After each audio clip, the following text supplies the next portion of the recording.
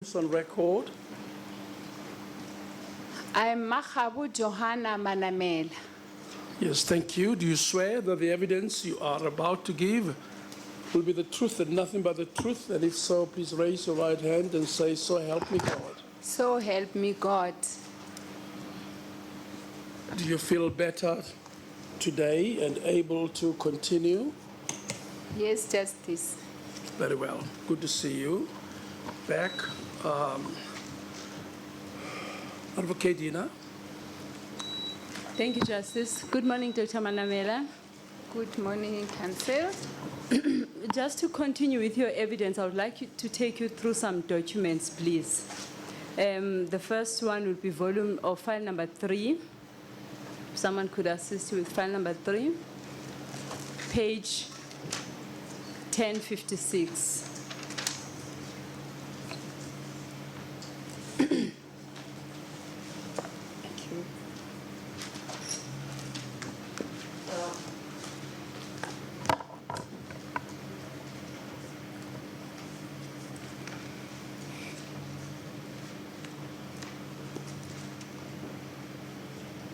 Are you on page 1056? Yes, Counsel. Thank you, Doctor.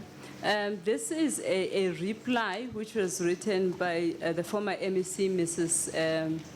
Esidimeni Mahlangu. It seems in response to questions which were imposed by members of the legislature. The relevant section would be the following page, 1057.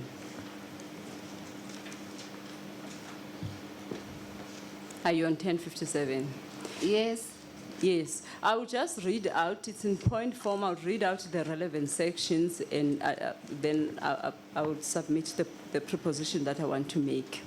The first one is Roman figure number 1. What are the plans for the approximately 2,000 patients currently housed in their facilities with when the contract is terminated in March next year? So I presume that would be the Life Esidimeni facilities. Are you familiar with this letter?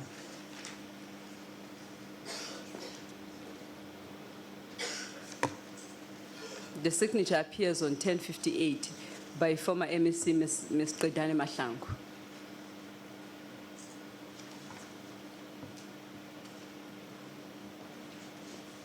Are you familiar with the document? The letter has been written by the MEC, signed by the MEC. I'm not sure. I might be familiar with the content, but I'm not familiar with it. And then in response to that question, which would appear was imposed by the legislature, she says patients eligible for discharge will be discharged back to their respective families, and they will receive their treatment in the local clinics. The remaining patients will be transferred to Gauteng Department of Health psychiatric hospitals and identified NGOs.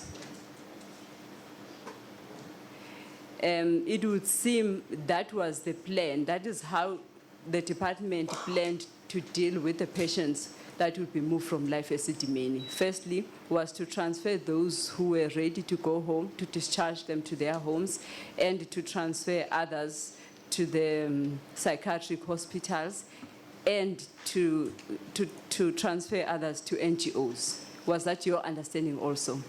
Yes. Thank you. Then the next point, what are the identified hospitals and or premises where they will be placed? And then the response is Viscopis Hospital, Stekfontein Hospital, and Cullinan Care. Unused part of Tshwane District Hospital, Transvaal Memorial Institution, Pinar, and Old Johannesburg Hospital, as well as existing NGOs. Was that also your understanding, that those would be the institutions that would be used? Yes, Counsel. Of importance here is that in 11 August, which is the date, rather in 18 November 2015, which is the date of the letter, it would seem that the department had planned to use those institutions that are read out as well as existing NGOs. Am I correct? The witness has already said so. Yes, that's the understanding of the plan. Thank you, Justice. And then Roman figure number 3. Can I come in there? I said yes before you were coming to the as of the 18th of November. That one I think I still need to hear. What is your question related to that? The yes is that I'm familiar with the document, but as at this date, can you carry on with that? If you go to page 1056, the page before the page that I'm reading now, you will note that the date on the letter is 18 November 2015. Right at the top right corner. And you will also note on page 1058 that the letter was signed by former MEC, Ms. Qedani Mahlangu, on 18 November 2015. So my proposition to you then is that this was the position, or this was the plan as at 18 November 2015. Is that so or not? That's correct. Thank you. That's all that I wanted to establish. And then how many beds will be available for them at each hospital or other premises identified in above? Name of hospital or other premises identified and the number of beds. These copies, number of beds identified, 416. Stegfontein Hospital, 230. Cullinan Care, 148. Tshwane District, unused part, 60 beds. Transvaal Memorial Institution, 151. Pinar, 38. Old Johannesburg Hospital, 150. Existing NGOs vacant beds, 214. Additional NGO beds, 377. In total, 1,784 beds were identified. Is that the case? Is that the case? You mean, was that the plan? Was that the plan, to use those beds from those institutions in that order? Yes. Thank you. And then if you read now Roman figure number 4, the question was approximately how many of the 2,000 patients currently at Life Healthcare Esidimeni are assessed as requiring long-term care and supervision in a protected environment? The answer is 1,671 need long-term care, which can be provided at the NGOs and homes. Full stop.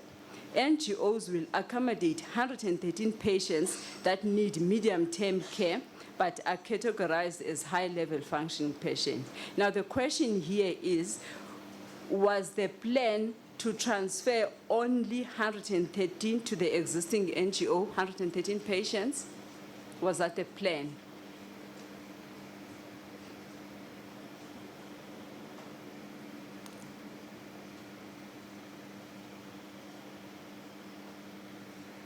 But counsel, you have to, that need medium care, medium-term care. So 113 would be those who need medium. Justice, it says NGOs will accommodate 113 patients that need medium-term care, Yes. but are categorized as high-level functioning. But the gist of the question is that NGOs was going to accommodate 113 patients. Or maybe the witness can clarify if that was the case. Sure. The question is long-term and short-term. Yes. And that 113 seems to relate to short-term. Medium-term, I'm sorry. But the witness can just confirm whether that was the plan in November 2015. Thank you, Justice.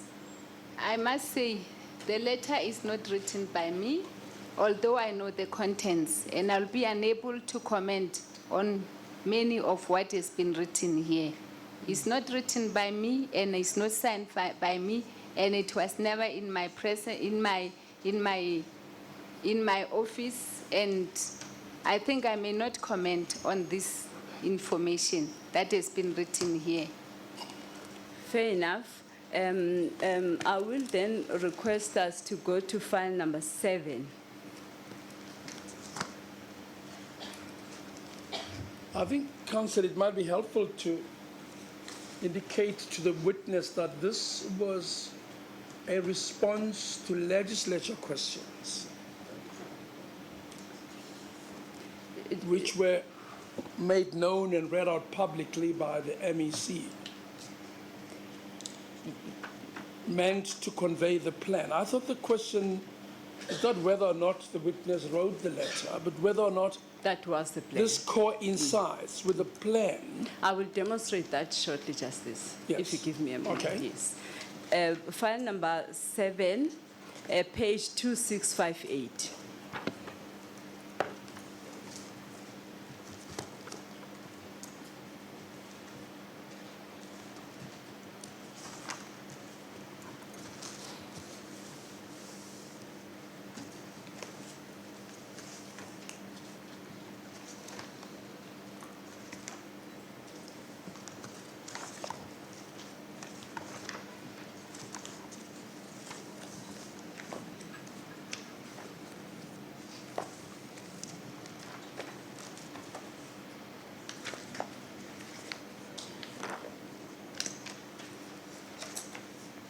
Yes, that should be the page.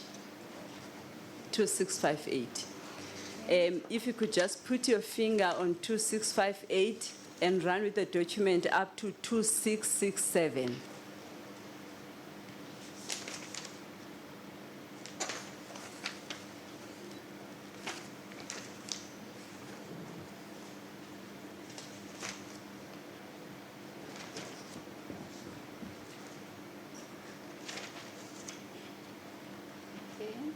Yes. At the bottom there, this seems like this was a presentation in the form of slides. Am I correct? Am I Can you correct, come Doctor? again? This looks like a presentation which was in the form of slides. Am I correct? Yes, Council. And then at the bottom it says, "Thank you, Dr. M.J. Manamela, Director, Mental Health Services." That would have been you.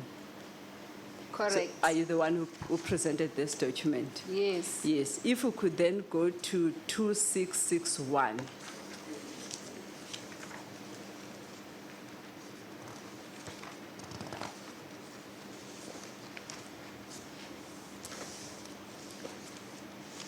Well, can we know when was it presented, where was it presented, to whom it was presented? When was the presentation made, Dr. Because it doesn't have a date of signature? Do you remember? There is a date here, 15 July 2015. Okay, so it was presented on that date. And to whom was it presented to? It was presented to the executive.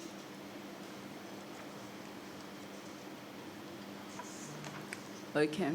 Now, if you read from page 2661, there are Which two. executive is that? You mean senior management? The executive of the department start with the chief director, the deputy director general, the HOD of the department, and the MEC. And as I'm still on this point, I want to put it clear to justice that I'm not appreciating, as it was said, I'm the commander in charge. I was just called to present. So I'm not the commander in charge. The executive, I went to present to the executive as I have indicated. Oh, we'll Thank get you. to that just in a moment. Thank you. 2661, there are two options that are listed there. Can you briefly tell us what were those options about? Were they options about moving patients from Life Esidimeni? Am I correct? The two options was to identify hospitals that still has Sorry, empty Doctor, if I beds. may interject. These were the options in relation to the patients that were at Life Esidimeni when the contract is terminated. Yes, it was the presentation that indicated What will what happen are to the the options. patients? And Yes. it's like it was still a map, you know, we're still mapping on what need to be done. Yes, no, I understand that part. And then if on option number 1, it says bullet point number, the last bullet point, which starts with the 3. The 3 psychiatric hospitals and existing NGOs will take the bulk of mental health care users, while the other hospitals will increase or open acute service. The other users has to be discharged to home. That was the first option. That's correct? Yes. So this ties in with the letter of the MEC dated 18 November 2015, that the plan was to transfer the patients to the psychiatric hospitals and some to the existing NGOs, and then to discharge some home. That's the point that I wanted to make. That's correct? You agree with that? Yes. And then option number 2, it says some hospitals like Old Jimmiston, Mamelodi, and Tshwane hospitals can be used as NGOs for chronic users. Am I correct? I agree with it. So basically, that was the plan. Now, if you could go to page 2662. It would seem that you wrote hospitals, number of beds identified, status of the wards, and the budget. And then you indicated Viscopies, number of beds identified 416, Sterkfontein 110, Cullinan 148. All of them, they needed to be renovated. But the total was 670. Am I correct? You are correct, Council. Now, if you move to 2665,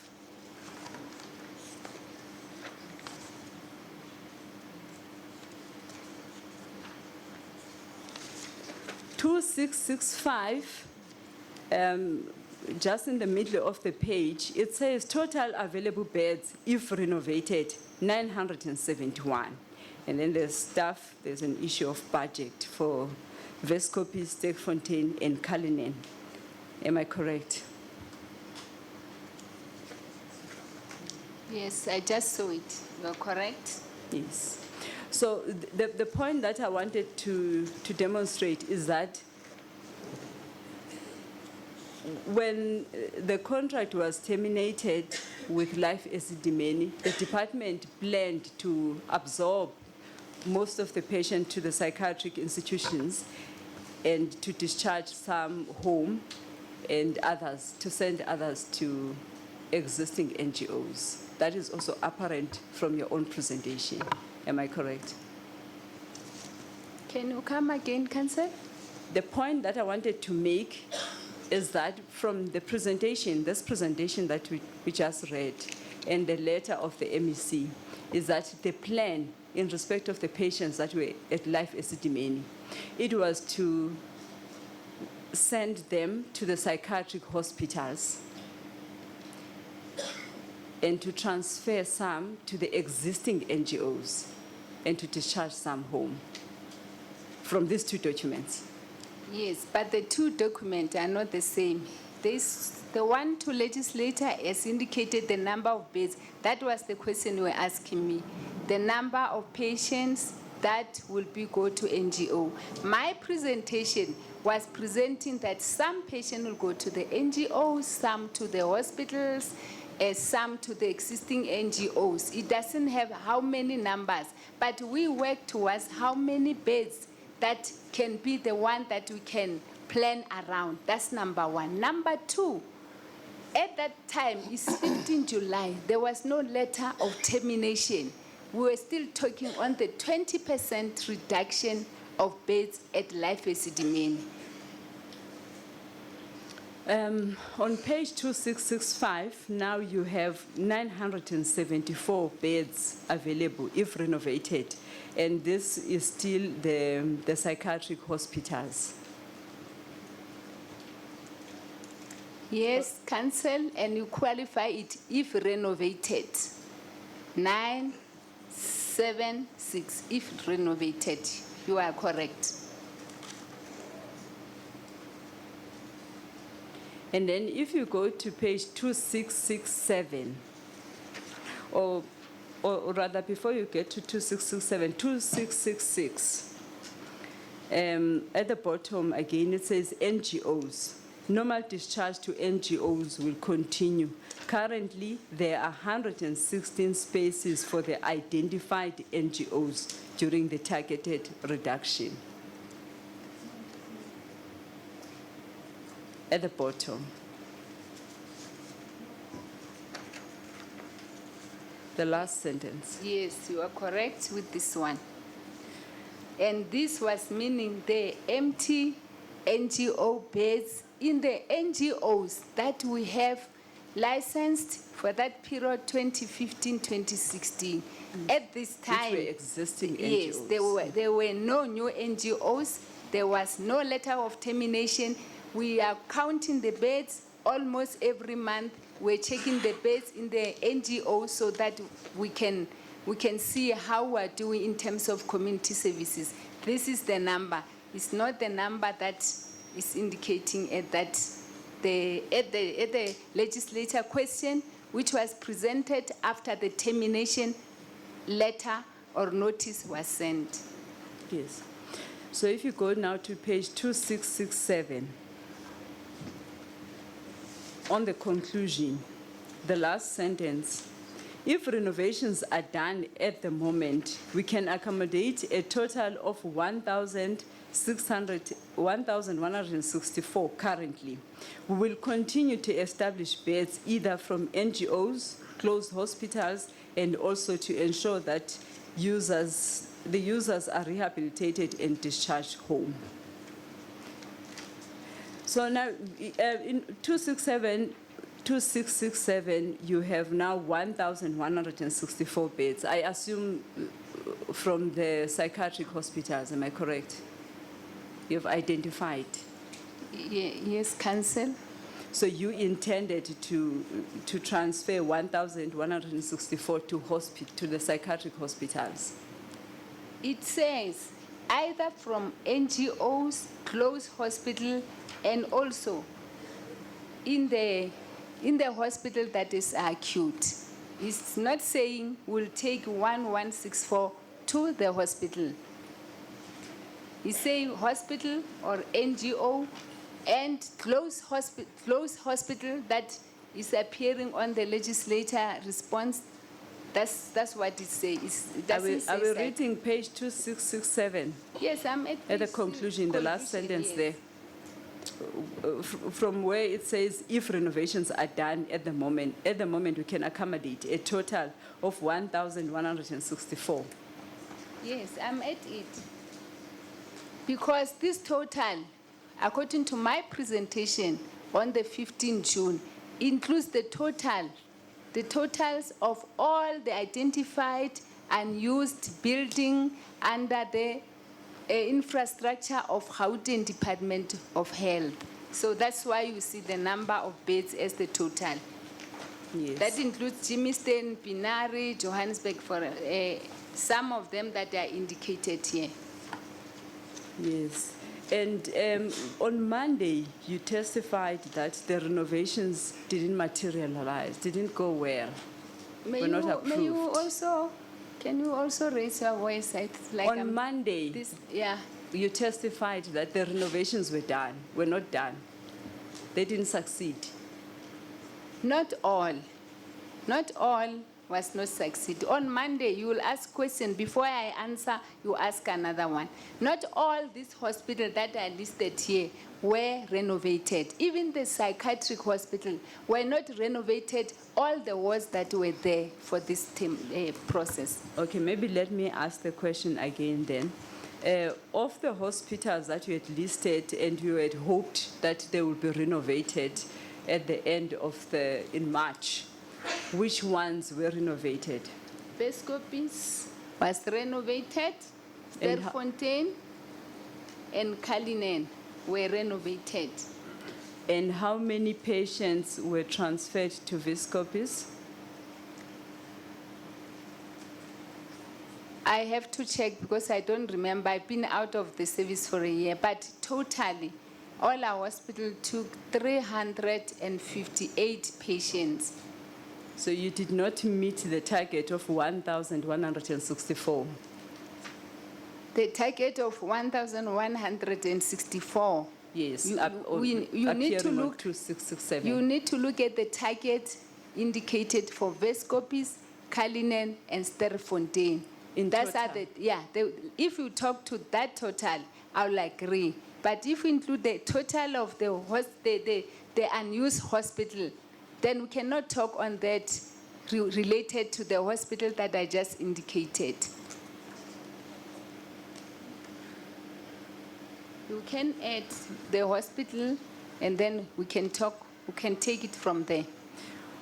If you go back to page 2662, please.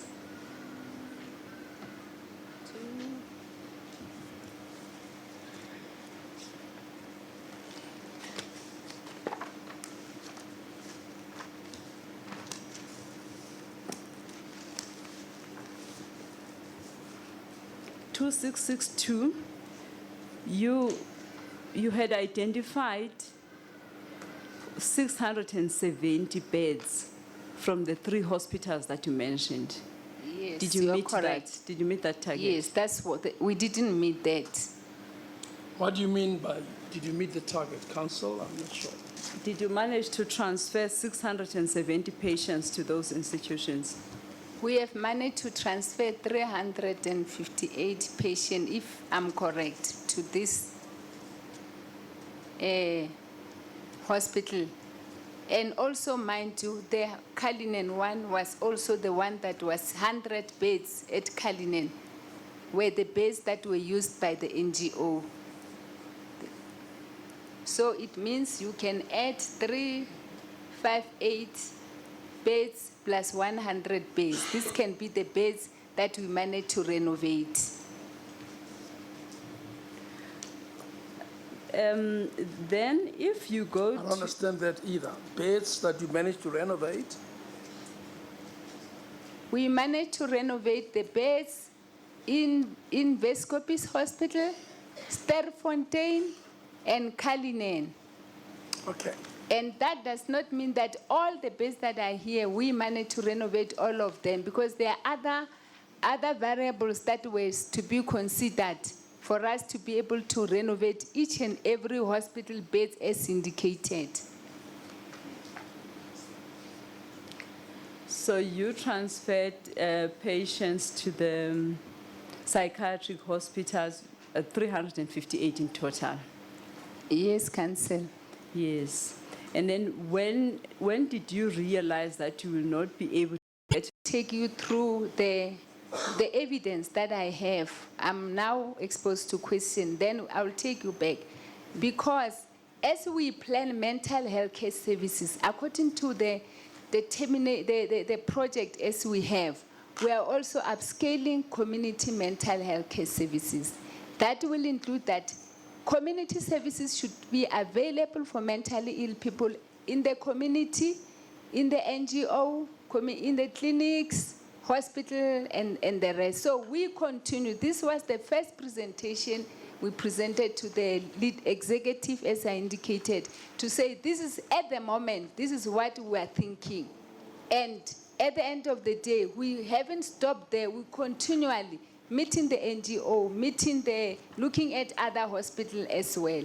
It was not just a done deal plan that was say, okay, it's fine, it's okay, it's what we are going to do tomorrow. And by that time, I didn't even know that we will terminate Life Esidimeni. I was still also working towards the 20% reduction plus 200 beds that must be reduced almost every year according to our policy.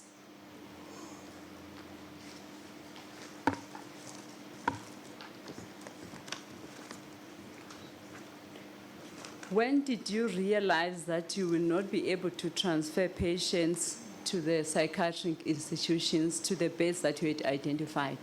Do you remember?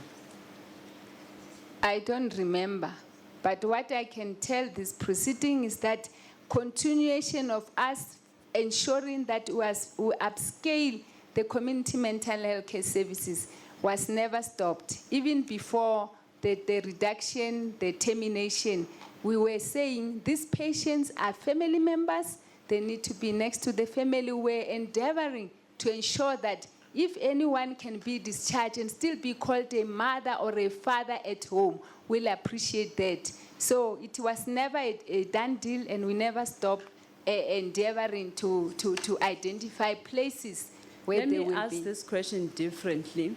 Of You made course, a it will help. presentation.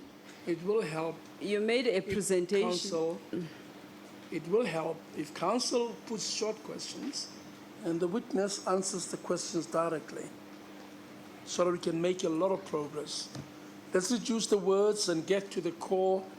I would like to hear answers to specific pointed questions, please, so that we can get the evidence down and make progress. So I ask both to be pointed and reduce the words, and let's get to the core, please. Thank you, Justice. Dr. Manamela, the point that is apparent from the presentation that you made and the letter that was written by former MEC to the legislature is that the department, you are saying you made a presentation before the termination, am I correct? Yes, Council. The letter, however, was written after the termination. Do you agree? I agree. Yes, they accord to a greater extent. Do you agree? They are? They agree. They are in parallels. Yes. What is stated in your presentation and what is stated in the letter are in parallels. Do you agree? Your presentation confirms what is contained in the letter. That's what I'm trying to say. Not to all the issues. Not to all the issues, but the main issues are confirmed. Yes, some For of the instance, issues let me are- tell you what is confirmed. The number of beds available at Stekfontein, at Viscopis is the same, identified. The number of beds identified at Cullinan is the same. The only difference is that MEC, former MEC, actually it does accord, because she wrote Stekfontein Hospital 110 and then 120 for the NGOs. And also the fact that you, in both your presentation and the letter, it would appear that the patients were to be transferred to the psychiatric hospitals, am I correct? To the NGOs, existing NGOs, am I correct? Am I correct? To the NGOs. To I the think it's not existing saying NGOs. existing. The letter is not just existing, because the NGOs, it's not only NGOs that exist that we work Can with. I read it out to you, please? The letter is file number 3, page 1057. Under Roman figure number 2, the last part says existing NGOs. Your presentation, page 2667, file number 7. The last, on option number 1, under option number 1, the last bullet point, the 3 psychiatric hospitals and existing NGOs. Do you agree? 266. Page 2661. Of course, we could cut through all this and ask the witness, where did the MEC source the information in her letter of November 2015? And she might very well tell you it was from her documents, and this is the end of the inquiry. Oh, you said I must read section 1.3 and existing NGOs. Like, now, you cannot deal with this excluding the option 2. At the time of my presentation, the Jimmy Stain, all Jimmy Stain, Mamelodi, and the rest of this hospital indicated were not yet existing NGOs. So we cannot just now shift to existing NGOs, because we are also renovating this hospital to be used by NGOs. In November 2015, the MEC made a statement to Parliament, to the legislature, right? You refer to the statement on page 1057. Where did the MEC get that information from? That he told to the legislature and to the whole nation? It depends how do you or anyone understand. I don't know where, I won't answer for the MEC, but it depends how do you understand it. No, Now, it depends on nothing. Listen to my question. Okay, it depends Where on did where did the MEC source her information about Life Esidimeni project?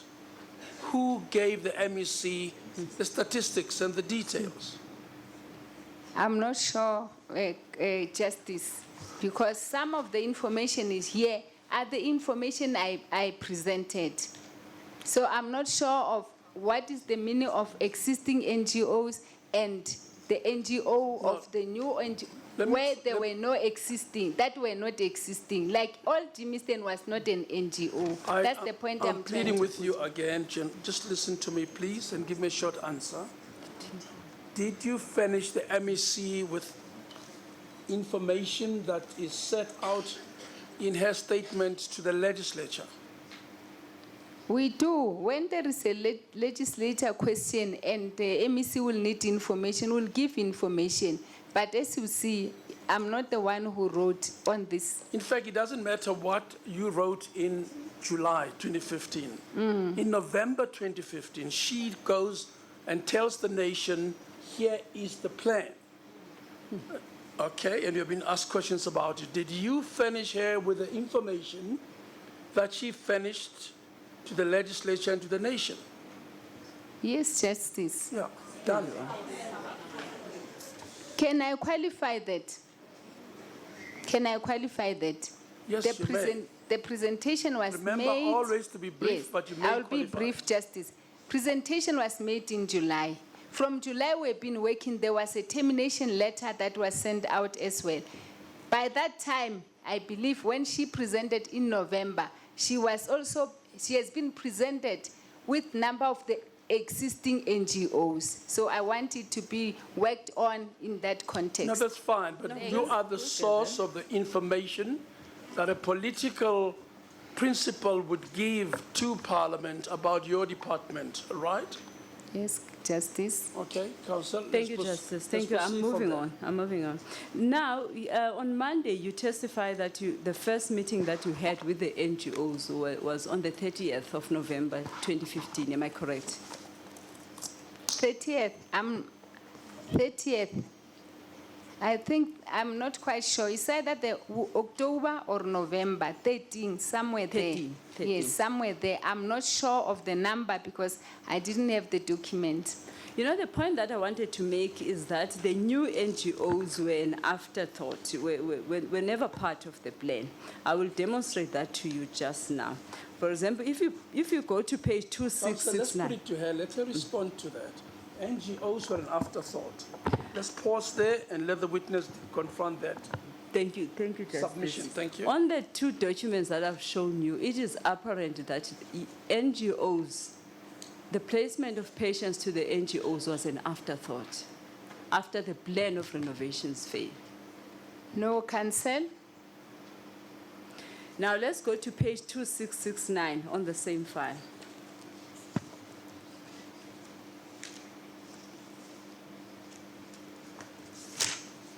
The document starts from 2668. It looks like it was a presentation which was done by Mrs. M. Moriwane on the 3rd of February 2016. Do you know her? 2668. 2668.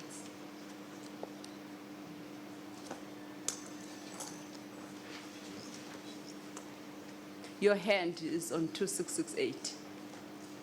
All right. Do you know Mrs. M. Moriwane? Yes, I know her. Was she working with you in the department? Can you raise your voice, How do you Councillor? know her? I know her as the Chief Director for Johannesburg Region, Region Health Services. Was she part of the team? She was part of the team. Okay. So if you go to page 2669, I'll just show you something in respect of 3 NGOs. So the first one appears on page 2669. That will be Takalane Home. Can you see Takalane Home? In Yes, sir. Takalane Home, it says type of service, child residential, current license 60, vacant beds 40, possible expansion 100. So Takalane, according to this document, they were licensed to take 60 patients, and it was a child residential facility. Do you agree? And in February, they are telling you that there is a possibility of expansion by 100, which means they will double the size in a month. And now if you go to, or do you want to comment there? Yes, you say they will double the size in a month. The size of the facility.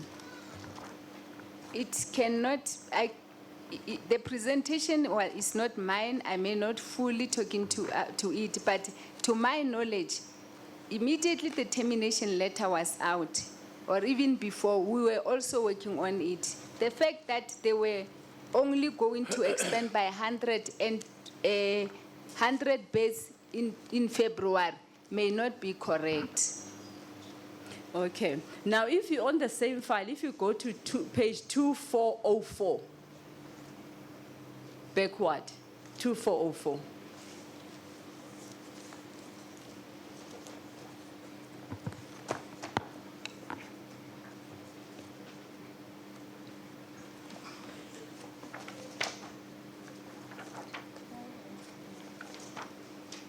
Are you on page 204, 2404? Almost there.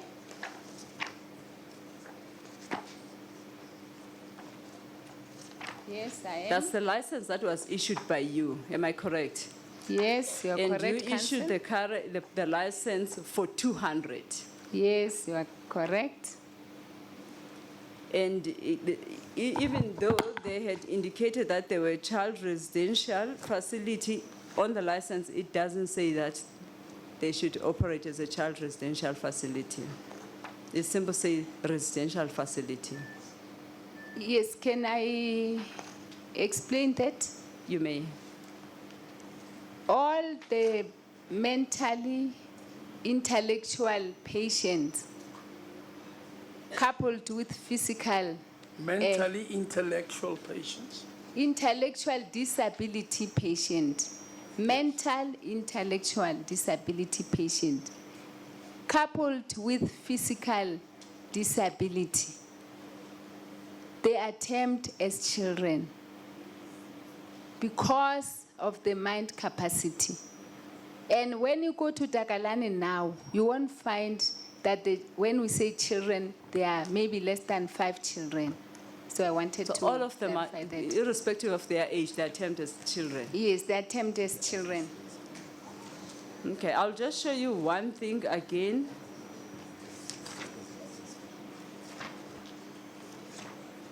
If you go to page 2681 of the same file, I thought you'd ask the witness, how did she arrive at the number of 200 on the license? I thought that's where we were going. Thank you, Justice. I wanted to combine the 3. I'm just going to pick 2 Well, more. let's ask her now. Yes. Short question. How did you issue the license for Takalane for 200 when they had specifically told you that they had 40 vacant beds? Thank you, Justice. According to the presentation by Mrs. Moriwane, he said they will extend by 100, and they are the one who submitted a request for 200 licensing. So you issued it based on the information that was given to you without checking it? I didn't say without checking it. Did you check it? Yes. How did you check it? I think I said that yesterday. How do we check?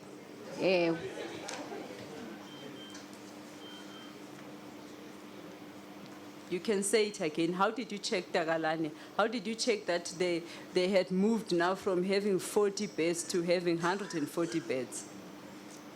within a space of a month. First, let me correct when we say within a space of a month. From the beginning of the project, the district identify the NGO beds. Then they evaluate or audit those NGO beds.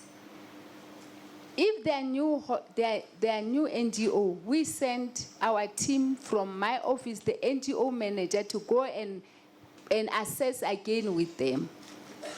Thereafter, they submit the beds in their NGO to us to do two things: to provide license, to recommend for budget, even if they've already recommended the budget. In an ideal world, but was that done with Takalani? It was done. Okay, let me prove something to you. If you could quickly go to page 2698.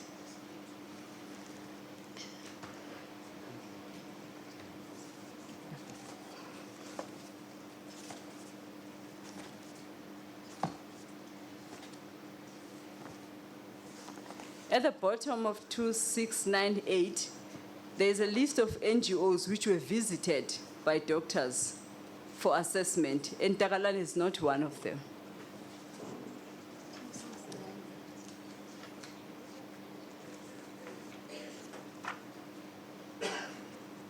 It says doctors went on the visitation to NGOs to do the walkabout to assess the readiness of the NGOs, name, NGO name, date signed off, ready, not ready. Takalani is not listed among only 5 NGOs were visited according to this document.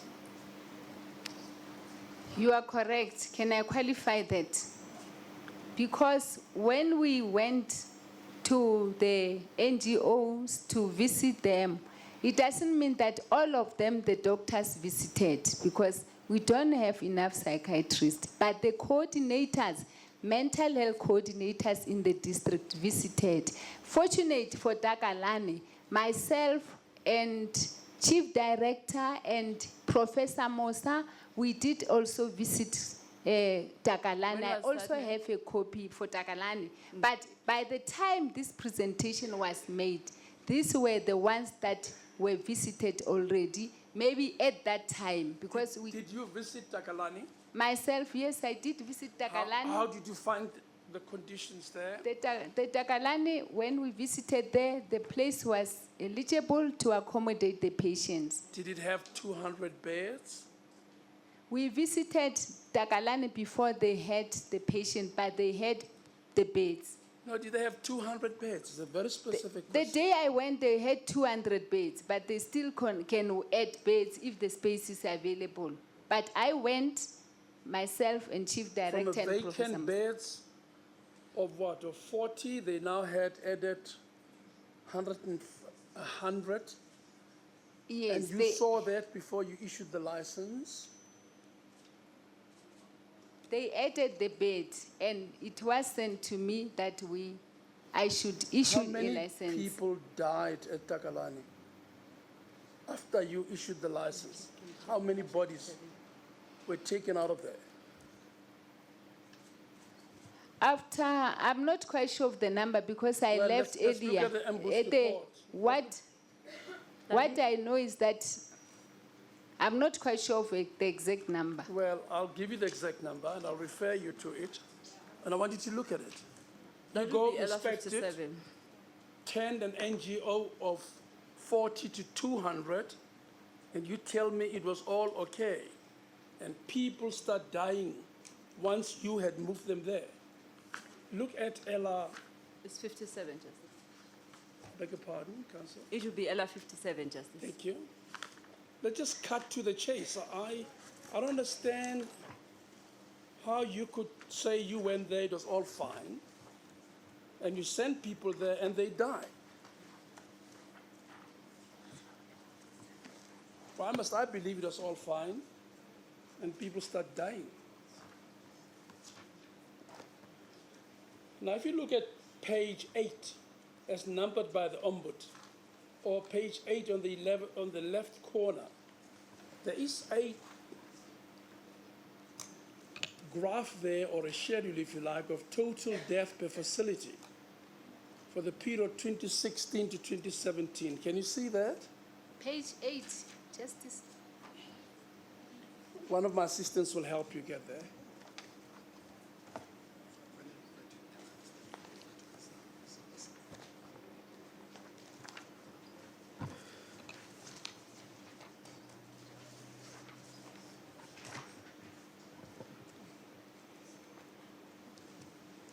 I found it.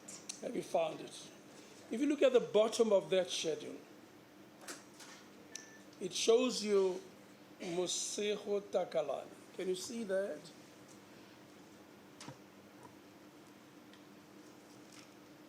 In March, 1 person died. In May, 3 died. In June, 6 died. In July, 5 patients died. In August, 5 died. September 1, October 6, human beings lost their bodies, their lives. And there it runs and goes. Can you see that, Doctor? I see. Do you care to add up those people who lost their lives there? After you issued a license, you allowed 100 people to go and live there. Justice, Yes, I'm listening. yes. It's written Mosego Takalani. I indicated on the first day that it was said in this proceeding that the document we provided to the ombuds, he didn't use them. Takalani is not Mosego. I visited Takalani. Takalani is Takalani for children. Mosego is psychogeriatric. So if you put them together, obviously, the number will be high. But if you put Mosego, how many died at Okay, Mosego? you know better. That's what the ombud tells us. How many people died at Takalani? Okay, Justice, I'm not saying I know better. How many But- died? Just answer me. Yes, I can, I can check all of them here, but I think this number is inclusive of Mosego. How That's what many I'm died saying. at Takalani that you visited?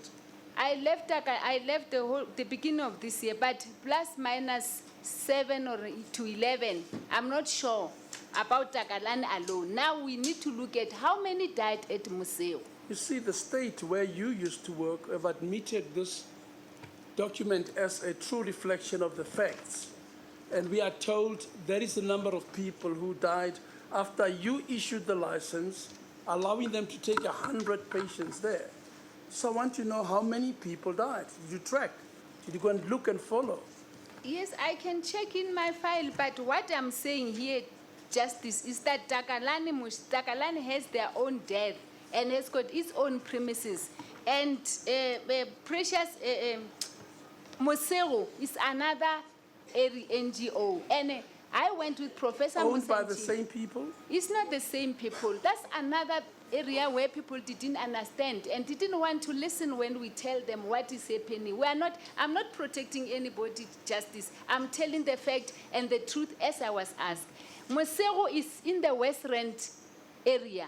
Takalani is in Johannesburg. That is why the chief director of Johannesburg went with Professor Mosa. Professor Mosa cannot work in West Rand. There are others in West Rand. Can you give me the number of people who died after you licensed I don't have, patients to be taken at Takalani that you know? at the moment, I'll be unable to give you the exact number. Would you give me the number of people who died in both Mosego and Takalani I cannot, after you issued the license? I cannot be in a position to give you that number for now because the numbers of death also piled. In any event, why did you terminate the contract when you did not have enough NGOs?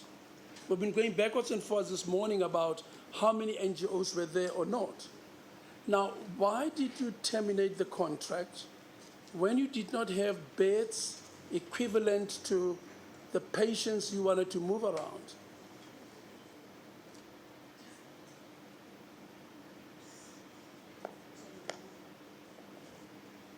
Thank you, Justice. In the first place, I will say I didn't terminate the contract, but we worked towards establishing those beds. That's why from the beginning, we included the NGOs. That's the answer I can give. No, but in July, you made a presentation to your executive. And Yes, its Councillor. title is Esidimeni Project.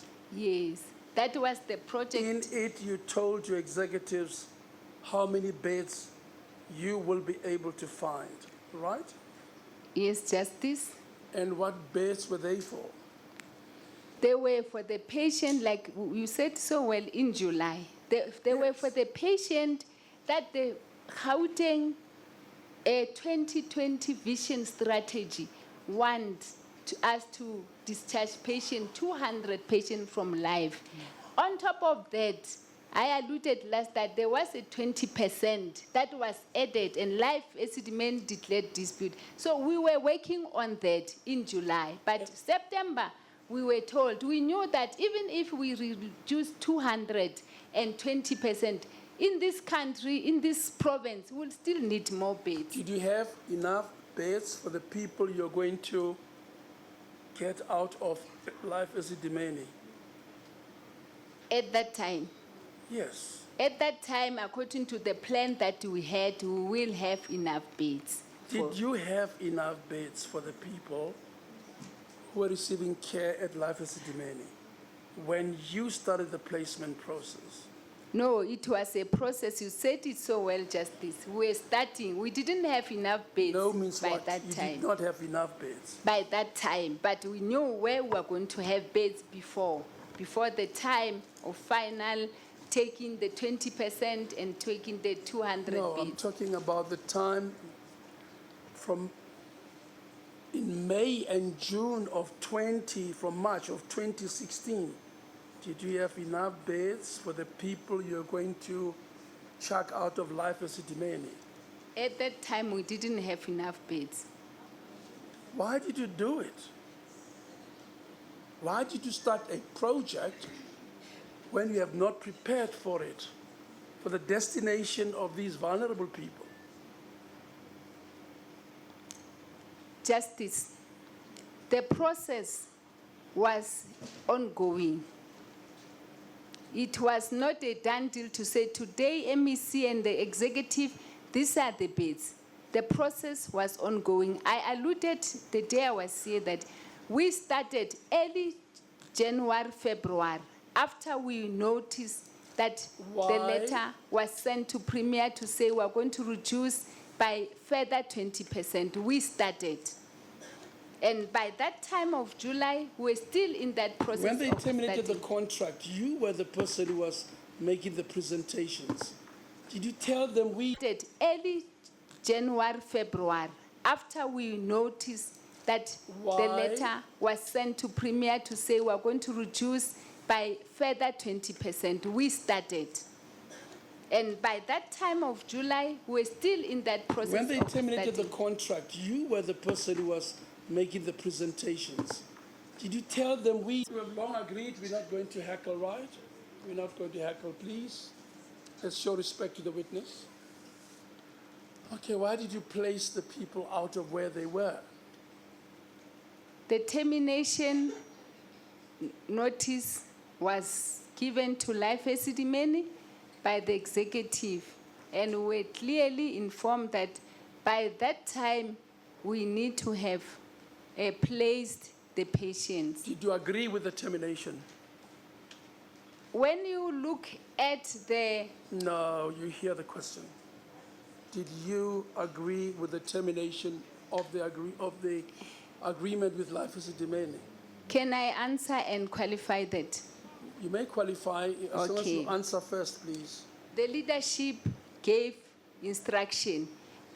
Myself, as the director, I had to check if that instruction is in accordance with the law that governs the function that I'm carrying out. Which leadership gave the instructions? Gauteng Department of Health, Who? leadership, executive. In the department, let's call them by name. We have got political head, Ms. Matlangu, the HOD, Dr. Silumani, the DDG, clinical, Dr. Libete. We also have other chief directors. But who gave the instructions? The letter Why did you is, call them by name, please? the letter was signed by the HOD, Dr. Silumani. And who gave you the instructions to start drawing a placement plan and and a transfer plan. Who gave you those instructions? We were called in a meeting. The first meeting, we even had life Esidimeni managers, and then my unit, because that's where the Who termination gave you the instructions, please, by name? by name. Who gave you the instructions? Which senior of you gave you the instructions? That go ahead now with the placement. Go and remove them from life Esidimeni to wherever else. Who gave those instructions? The MEC and the HOD, because that's how they gave instruction.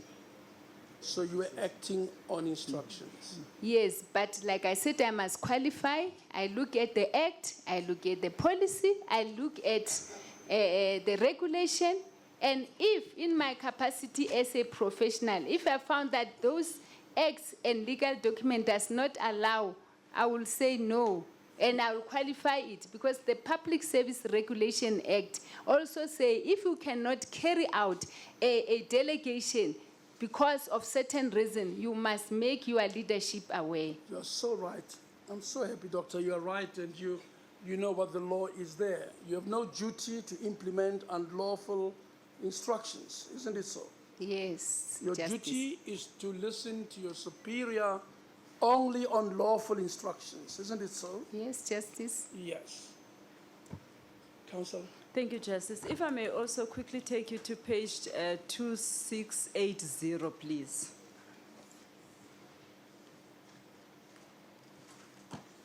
File number 7.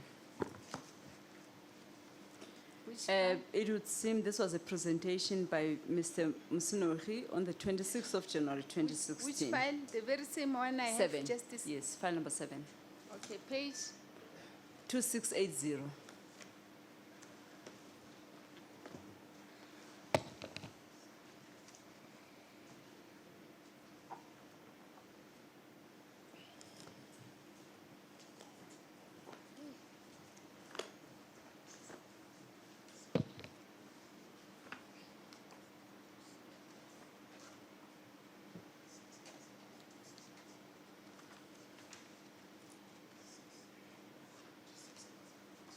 Yes, that's the presentation that was done by Mr. Msunohi on the 26th of January 2016. Do you agree? Yes, I agree, Counsel. Now, if you go to page 2681, I'll focus on the first table. I'll focus on the two last names appearing there. The first one is Makabongwe, severe profound child residents.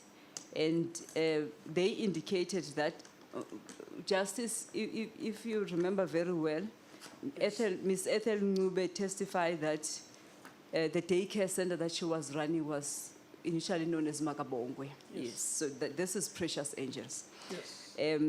She said she had the capacity to take 114, possible expansion 114, total number of beds 114 by 1 April.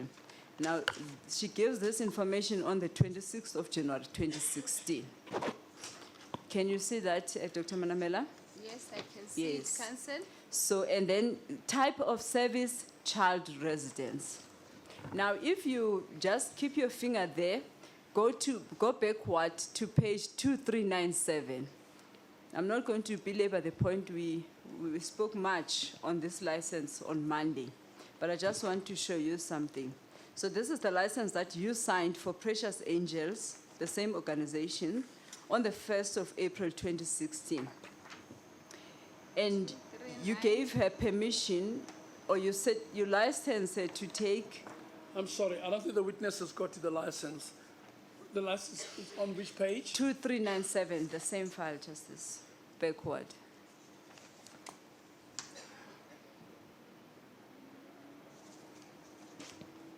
Have you got that? Yes, I'm there. Yes. The question is that on the 26th of January 2016, she requested to offer services of a child residence and to take 114 patients 2397, she is licensed to take 150 patients, male and females. Do you want to comment? Justice, sorry, my pardon. Well, let's start off by Counsel, saying, is this the license that you issued? this license issued was not for Mangabongwe. We're talking two different things. No, The she license- testified that she was running a daycare center which was known as Makabongwe. Yes. But for this project, she then submitted documents as Precious Angels. Yes, correct, So when she Counsel. requested the license, it was for Precious Angels, based on the information that she submitted. Makabongwe and Precious Angels is one and the same organization. She was requesting a license for Precious Angels for 114. That's the gist of the question. You granted 150. The document that my office received from Tshwane was two set of documents. The one for the one that supposed to be at Kalafong, and the one for Magabongwe. So they are two different things. It's not the same. Did you inspect Makabongwe? No, I didn't inspect my Magabongwe, but Tshwane Mental Health Care Unit did, and submit requests for licensing for Magabongwe. On Monday, we established that the license, but Justice, I will leave that one because we dealt with it at length. Let me ask a few questions about that, Counsel. Did you issue the license for Precious Angels? On page 2397, I can see your signature there. Yes, You did. yes, And you followed the prescripts of the law and the regulations? yes. Under the Act. Justice, yes. How did you arrive at the number 150? That's what the district has given us, and the area, you have alluded that on Monday that she already started something in the renovation at Kalafon. The area was counted by the district that it will accommodate 150 patients. That's what this license was saying. And did you again consider these people to be children with profound intellectual disability? Is that why you issued the license to her? Yes, as it is. Because she yeah. was running a child daycare center. Yes. Why did you issue her this license? On the reason that I just explained, that when we talk about intellectual disability, those patients, even if it's 40 years, they are still having the mind.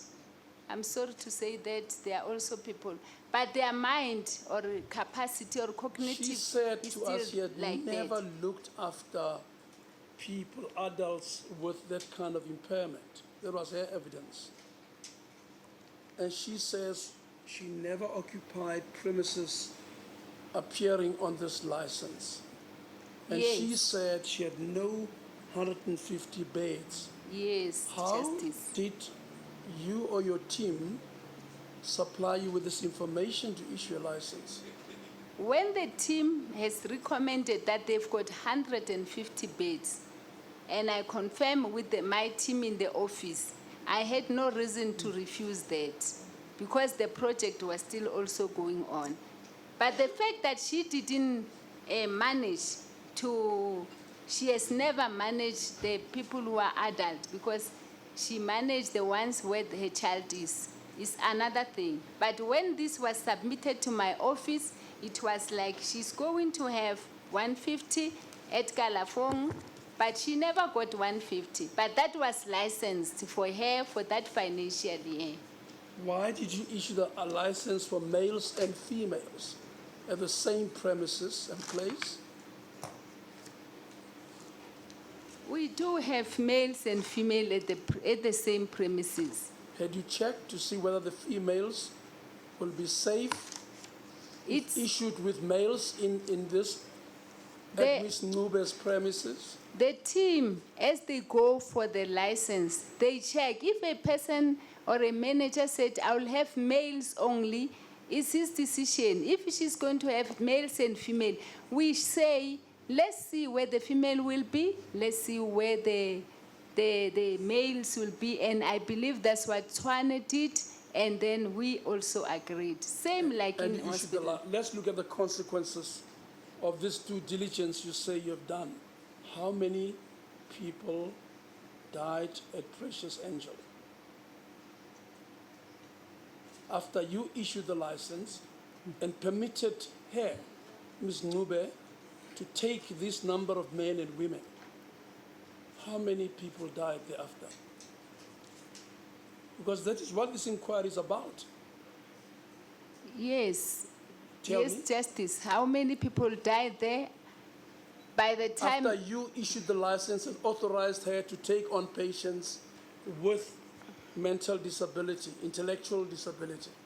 yes, I may not arrive to the right number, but I'll give you the number I knew before I left the office, because this is accumulative. By the time I submitted to MEC for the legislature, I think there were 18 patients who died, and I know other patients died after that. Okay, let's tell you what the Ombud tells us. Go That would again be to LR 57. LR Justice. 57. Then you can see the consequences of your licensing.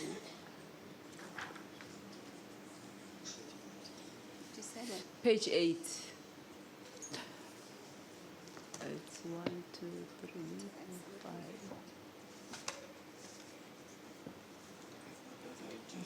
It's 20.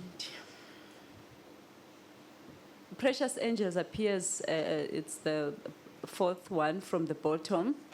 And if you add up those numbers, you get 20. 20 patients died at Precious Angels. 7 died in July, 8 died in August, 2 died in September, 1 in October, 1 in December, and 1 in January 2017. So 19 died in 2016.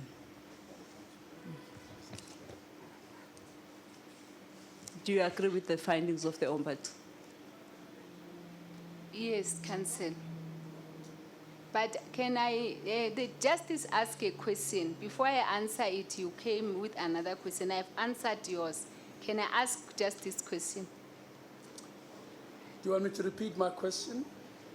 If you You wish issued a so. license to Ms. Nube, who told us that she had no skill in looking after people of this category, and when she got the license, she had no beds for them, and she never occupied the premises reflected on the license. And thereafter, she received patients, and they died in her hands. You told me just now that it was all perfect. Your team went out and checked, and it was all ready to go. That's why you issued the license. So I say, what do you have to say about the consequences of your permitting her to look after people who were so vulnerable and now they have died? That is the question. What is your response to that? Justice, the consequences of what happened will also need to be clarified. In the first place, I don't know the post-mortem result. What I know is that people died. It was heartbreaking for me. And another thing I know is that when my team assessed the place, they came back and said the place is suitable.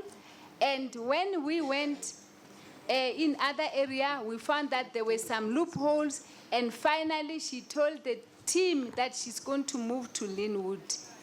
As for that, I don't know what I can say from what she told you, because she told you what she thinks. And what she told you is not what she told us.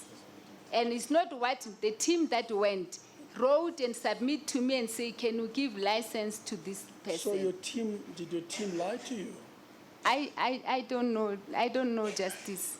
Did you have a duty to check in law to make sure the facts are correct? I checked. I only went to Precious Angels after we were placed, because my role was a strategic role. There were people who are placing patients. There were people who are identify You the know- NGO. I didn't go to each and every Dr. NGO. Manamela, if you had not authorized Ms. Ncube to receive patients from Life Esidimeni, would she have been able to do so, authorized to do so? If she didn't have license, she couldn't do that. And that she could get only from you. She can get only from me through the district. And the consequences of your issuing that license, we know now. Were disastrous. People died. What is your response to that? Yes. You are the authority who is required to protect life by regulating who you issue license to, checking the facilities, making sure that they are appropriate and fit for purpose. Did you do that here? That's what my team did.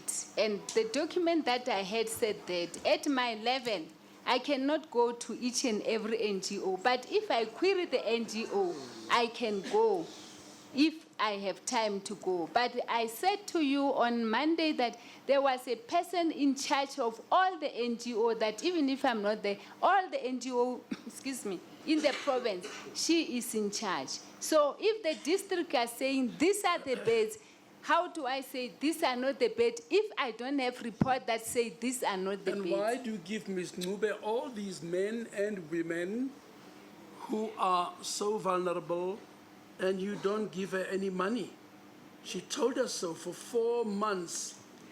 She didn't get a penny from your operations. How did that happen? I think the project team had finance people. So some of the things, I'm the director for mental health services. My first priority is to ensure the quality of services. However, the finance, I need to check if they do. But I'm not the one who's giving the money. We have evidence that you ordered people to go and take patients from Life Esidimeni, man. And you took them to another place with no resources. And for 4 months, Ms. Ncube doesn't get a penny from your department. Why didn't you make sure so that these people don't die? That's what we were trying to do, Why didn't you Justice. make sure? Why didn't you do it? We were busy trying to make sure.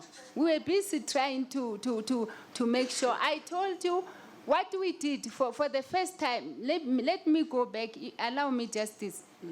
When I realized that the first month has gone, the people are not paid, we called the NGOs. No, but not asking the question, ma'am. Sorry to interrupt you. Yeah, but- Before you moved the people, before you gave instructions, on the evidence you gave instructions for people to be moved, why did you not make sure your finance department is ready to The- fund the NGOs?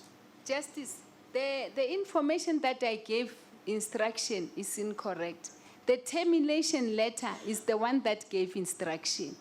It cannot be me who gave instruction. That is incorrect. Okay, tell me, why did you move the people, I'm not talking about termination, instruct that patients be moved when the NGOs had no resources and your department did not pay them? At the time of movement, the team went and assessed the place, and they found that there were resources, and the resources depleted as time goes on. Resources from where? From the NGOs, from everywhere where we place the patient. We also placed the patient in Kalinen Did you Hospital. expect Ms. Ncube to use her money to look after mental health care users? It's not my expectation to do that, but the NGO, they don't get full time like Life Esidimeni, full payment like Life Esidimeni was. They are being subsidized. So I was expecting that the department will subsidize Ms. Ncube even before. Why didn't you make sure it happens before you say buses must go to Life Esidimeni to move patients? Why didn't you make sure? That's what I'm going. We, as the project team, will go to the meeting every 2 weeks, and it's presented The people who moved the patients, they were also in the meeting, the emergency services justice. They knew of the plan to move the patient. The people who had to pay, they were also part of the project team. They know about that. However, as the provincial director for mental health, I followed them up to say how far we with the payment and to the level of phoning and checking to the people who are above, outside our department. So what I could do within my reach, I've done. And secondly, when we realized that we organized one company to provide them with clothing, we organized one company to provide them with meals, and then we also asked, there is a letter written to the district and all hospitals to say, where the NGO will need support, please support them. So I could do what is within my directorate, Justice. I can't do what is outside my directorate. No, you could have told them not to move any patients until there was food where they were going to end up. You could have, it was in your power to say not today until finance pays the staff. You know, yesterday only, doctor, we had evidence of a lady near the Val who was scrounging around at hotels for leftovers of food to give to patients. Only yesterday in evidence, because she was not receiving stipend. Why would you, you'll hear other council will put it to you, in Kalinen, in Masiabadinga, donations going to communities asking for food. Why did you not make sure that those basic things are there before you send out buses and bakkies to pick up people and move them around? I haven't heard your answer.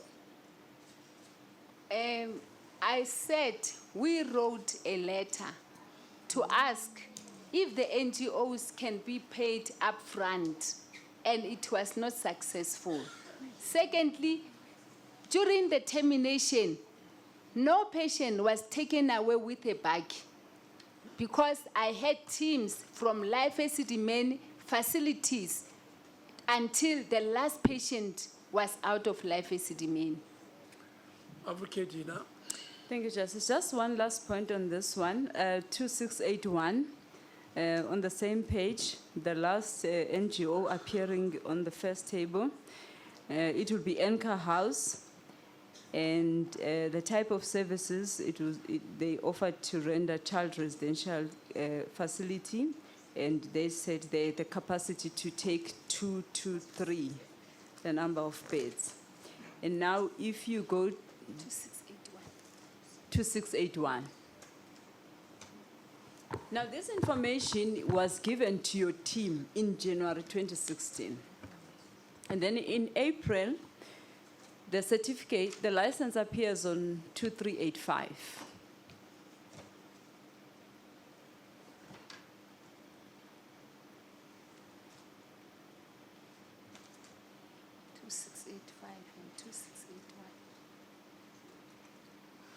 2385, that's the license, and the information is on 2681. Then on the first day of April, you issued the NGO with a license to take 150, and you specify that it's a child residential care facility. Are you on the certificate, Doctor? I've got 2685. Yeah, 2681. 2681.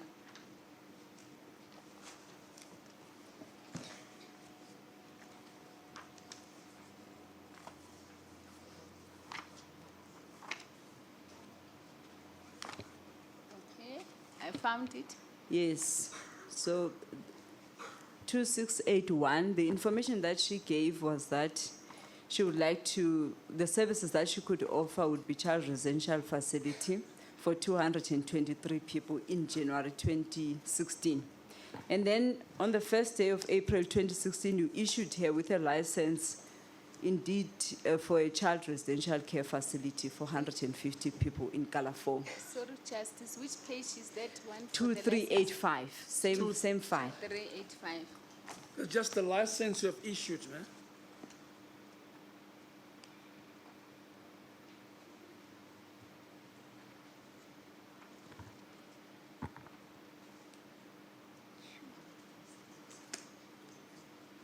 Two, 385.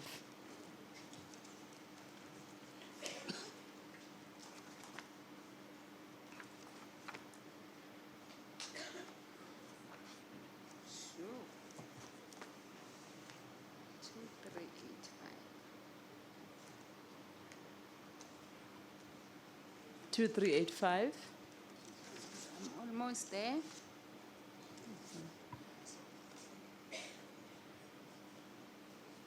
Okay. I Yes, found so it. you issued here with a license to operate from Kalafong Heights to run a child residential care facility of 150. Yes, That's correct. yes. Now, her evidence was that she actually received adults, males and females, not children. And she was operating from Cullinan Care and Rehabilitation Center. That's correct. And you said your understanding is that people who are mentally ill can be classified as children. Correct. But you can see that her license is different from the license that I showed you for Precious Angels, because Precious Angels simply says males and females, and this one says child residential care facility. Yes. Like when you speak about child residential, it also includes female and male child residential in terms of mental disability. And depending, there are other variables that you need to look at, depending on what type of child that are disabled. Can they move? Can they walk? So those are the areas that have been taken into consideration. When when she is licensed for child, then you need to look at what child. And according to condition, it's not just like any child that we just take from the street, according to condition and severity of the condition. You know, the evidence of Ms. Ngube and also These patients on them. They were even not so happy when Kalafong cannot open. I've got pictures for Kalafong. You can see the outside one. even the social worker from Cullinan Care and Rehabilitation Center also gave the same evidence that patients were imposed on them. In actual fact, they said by you as a person. Imposed on Anchor and Precious Angels by me. ENCA, CCRC, Siabadinga, Oh, and Precious Angels. that's pure lies. I told you I don't know anything about the occupation of Siabadinga. I knew later. There was a plan. We renovated 100 beds for Kalafong, for Cullinan. And I also explained, I hope I explained about Enka unless it was on my report. But the Siabadinga issue, I don't know anything about that. The 100 beds that were renovated in the hospital, I know about them. The anchor as well, I know because my team, my NGO monitoring team at the final stage, they are the one who reported about the vacant beds. So at your answer is Cullinan. that you did not impose patients on the No, NGOs. that's yeah, no. Funny we did enough, not. you should say that you don't know anything about Siabadinga, because the evidence before this court was that Siabadinga initially occupied 4 wards at Cullinan Care and Rehabilitation Center. Do you know anything about that? When I said to you, I don't know anything about imposing patient to Siabadinga. You asked Do me you know about if they imposing. occupied 4 I wards? know that they occupied 3 wards. And then her evidence was that you went there and you personally pushed beds with patients from 1 ward to the 2 wards to make and you mixed males and females in the process to open space for Enka House. We never mixed the patient for that, for Siabadinga. Because if you want me to take you through what happened with Siabadinga, because I don't want you to interject. No, the question is, did you mix patients? Did you push beds to make space for Enka House? No, I didn't push beds, but I advised the team that are there to move the patient while I was still there. Why I did that? Because the CEO of Siabadinga, Miss Noel, was not answering the phone. But immediately because we wanted to discuss that with her, to say, there is one ward you use as laundry, and there were napkins, all the dead were there, and there is one ward that is vacant. So can we say the other ward that has got 17 patients and some patient went on LOA, when the patient become better, they start to go home on LOA. So when I called her, she didn't answer the phone. I wanted to discuss that with her.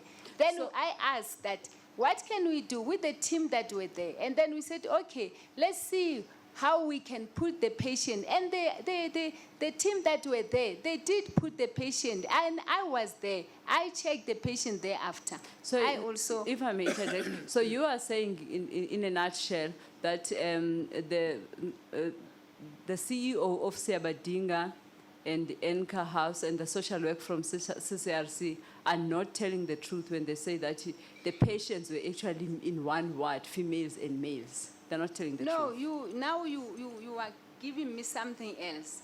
I was answering, they were not telling the truth when they said I imposed patient on them. Then you touch on Siabadinga, and I explained Siabadinga. They were not telling the truth that I imposed the patient on them. That is not true. Okay. Well, before you walk away from this license, Council, page 2385, we know you issued that license That's correct, Justice. for 150 mental health care users. That's correct, Justice. Severe, profound intellectual disability is the scope of the license. And you say you issued it because you considered the patients to be like children. That's how it is, Justice. And the license was to Enka House. The CEO of Enka House came here and said she was never housed at Kalafong Heights. That's correct, Justice. Why did you issue the license to a premise that did not exist? Like I said yesterday, that it appears that people, as they were working on that, for them to be able to be paid, I think the error that the NGO manager was not to remove the word Kalafong. If you go and check the SLA, it's written and signed for Kalinen Care and Rehab. It was just an error. No, sis Nkarabe. Arabele ka Sepedi, ba tla bolela ka Sepedi. No, ke a le araba, Justice. Lang kwa sis. Ke le kwa ha botse gore a ke re ke a tlhalosa. Ka tlhompho, ntheletše o nkarabe mma. Why did you issue a license for a premise that does not exist? Like I said, the license... Or was not occupied or used? Okay. The license were prepared to my office, and I look at what has happened. Like I'm saying to you, it was an error. Because although we gave them the license, these people at Kalinen, Enka, didn't occupy Kalinen during April. I'm saying, do you understand your responsibility under the law? I understand it well. You are giving permission for somebody or a body to take into their custody mentally, severely, with severe mental, intellectual disability. You're giving them that authority by law to look after them against payment. And the law has specified how you do it when you issue a license. Why would you do it so haphazardly? Why wouldn't you make sure that the facts are suitable for patients? That is my question. Like I said, Justice, I think that issue of Kalafong was an overlook. I must admit, it was an overlook because the other areas that were required, we had the place which was done and assessed by ourselves and the clinician. We had their numbers of staff. I think it was an overlook to still An have overlook. it as Kalafong. Yes. But we're talking about lives of people with severe intellectual impairment. And what was the consequence, you remember, of this defective license? Enka went where? To Kalinen, right? That's correct, Justice. On whose instructions? We have that all on evidence. I just wanted to confirm it.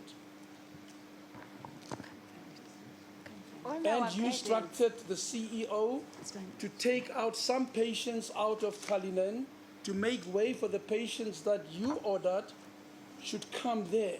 Myself, Justice, ordered the CEO, myself instructed. That is the evidence before me. Yes, it doesn't mean the evidence before you are correct evidence. Who? No, if they are correct evidence, why am I here? Okay, you tell us, how did it happen? Yes, like You issue a license to somebody called Enka. They have no premises. That is discovered. You say it was a human error. And then what happened? Okay, what happened, Justice, was that when we renovated Kalinen Care Center, it was planned that there were a lot of patients in Kalinen Care Center who didn't have families and who families may not be able to take care of. So when we renovated that, the issue was that those who Kalinen knew that they need to be at home or at the NGOs, because when you talk about patient with intellectual I don't want disability. explanations first. I No, want to say what happened, and you can I'm tell giving me you, why it happened. Okay, I'm giving you Let's what not happened. mix the two. Okay, What happened and why may be the Okay. second thing. Okay, First what tell me. happened? We renovated the ward. Yes. When we still have, the ward was evaluated and was signed off as the eligible ward.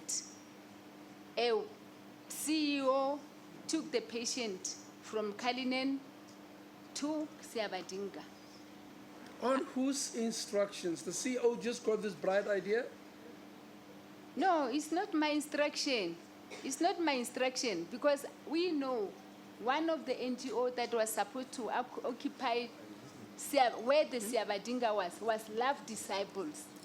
So CEO did it on herself and placed the patient there in good hope to say those who are coming from Life Esidimeni who cannot go into the NGO will be in the Kalinen. So That's the why. CEO made the decision, not on your instructions. No, not on my instruction. And you go there and you help to inspect the place. We are told you even pushed beds around yourself. No, they were here. They have testified. People Yes, from and Kalinen. I hear what you are saying, Justice. Everyone will have to protect their skin. The 100 beds, no, that is true. The 100 beds was renovated by department, not by myself. That's number one. But the who said placement that patients of Enka may go to Kalinen? on Kalinen, on Enka may go to Kalinen. Yes. Now There no- we know there are no premises. the anchor. Let me come. You are clear with the That's my question from the Siabadinga. beginning. No, at the beginning you said the Siabadinga Justice. I was answering the Enka, Siabadinga. and we're talking Now about the we come to license Enka. at Enka, this license you signed Okay. with no premises. Okay, let me explain the anchor. When we were busy with the placing, the team, the NGO team, were also going to see the patient where they are placed. They found that there can be the 2 wards in the renovated ward of Kalinen that can accommodate some patient They went and speak to the CEO of Siabadinga, and she said she cannot accommodate any more patients. And they phoned me. They asked me that because she cannot accommodate any more patients, and the resources, whatever she had, is only that, can we get one of the 4 NGOs who are willing to occupy Kalinen and occupy Kalinen? I said, if the CEO said that, I don't have a problem. I took my time and called the CEO of Siabadinga to find out, actually, the Kalinen one, where are the people whom we agreed that they will take 100 patients. She said they are no longer there, it's another NGO.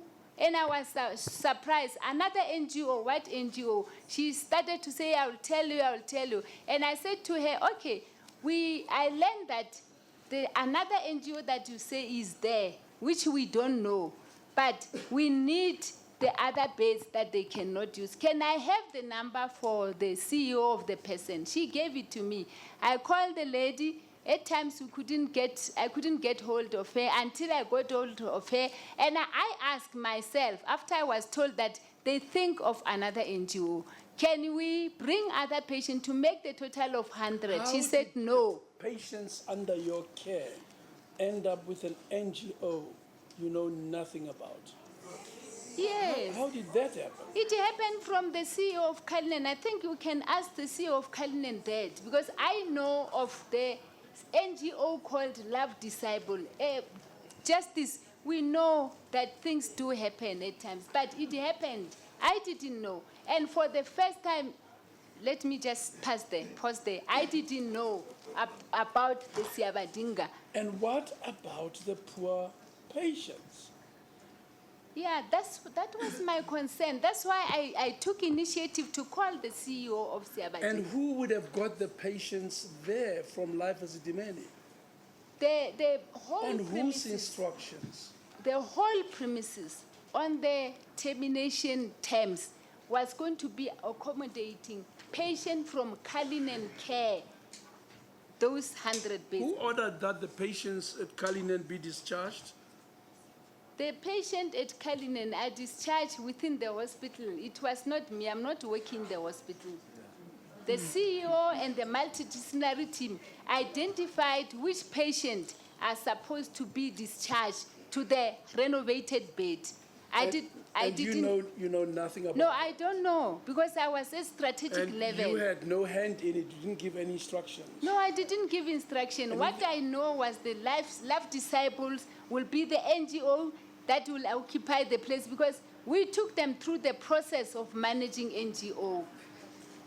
And the executive management of CCRC are clearly untruthful when they say you gave them the instructions. To take patients from them to Siabadinga. From Life Esidimeni to Kalinen, and that Kalinen must discharge patients No, to make room for patients that were to be placed. No, that report, the CEO told me that she will do it that way. And there was nothing wrong, because her multidisciplinary team identified those patients that the family cannot take care of, and those who doesn't have families. Nothing wrong. How many people? When she said that, there was nothing wrong, provided the NGO that is going to manage that place will be taken through the process. And she came with them in our first meeting. How many I'm not the people one. died after all what you said was nothing wrong at Siabadinga? Chief Justice, I didn't say there's nothing wrong. I'm saying Siabadinga was not assessed, but the premises was eligible because it was assessed, even the clinician assessed it. How many people died at Siabadinga? The last time I knew, when I was still at the department, I think 9 patients died at Siabadinga. But the report has been going on. I cannot be its exact number. But let me tell you this, Justice. The first time that the CEO really tell me the truth about Siabadinga, I didn't know about, she was going up and, let me not do that. But one patient died. She reported, and I said, CEO, you are reporting me that there is one patient who died in Siabadinga. Where are those people you brought to the meeting of NGO? And she said there is someone else. Then what I did, we started to check Siabadinga. Where is it coming from? Was it an NGO? The team went and found out. And I sent the man that I wrote a letter to the Miss Masondo to say, can I get the board to go investigate the death in Siabadinga? So I didn't fold my hands just this and say, let the patient should just die. I didn't. It was painful for me as well. Thank you, Justice. Ma'am, just to follow up on the licenses. On Monday, you said that, or rather, let me ask it differently. So the NGOs that receive patients from Life Esidimeni, you made sure that they were all licensed, am I correct? Yes. There was no Councillor. NGO other than Siabadinga, you said so on Monday, that received patients from Life Esidimeni, which was not licensed. According to my knowledge, Council, it was like that. Yes. Okay, if you could please open file number 7, page 2478. I will just take you through some of the assessment or inspections which were conducted by your department, but post-placement.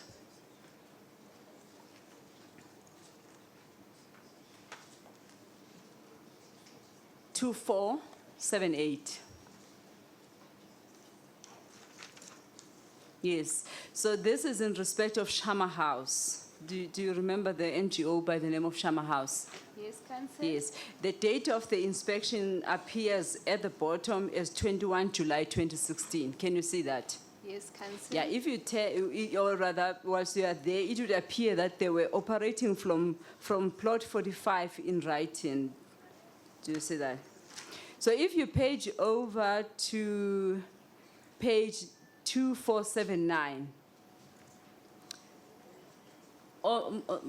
My apologies. Yeah, 2479.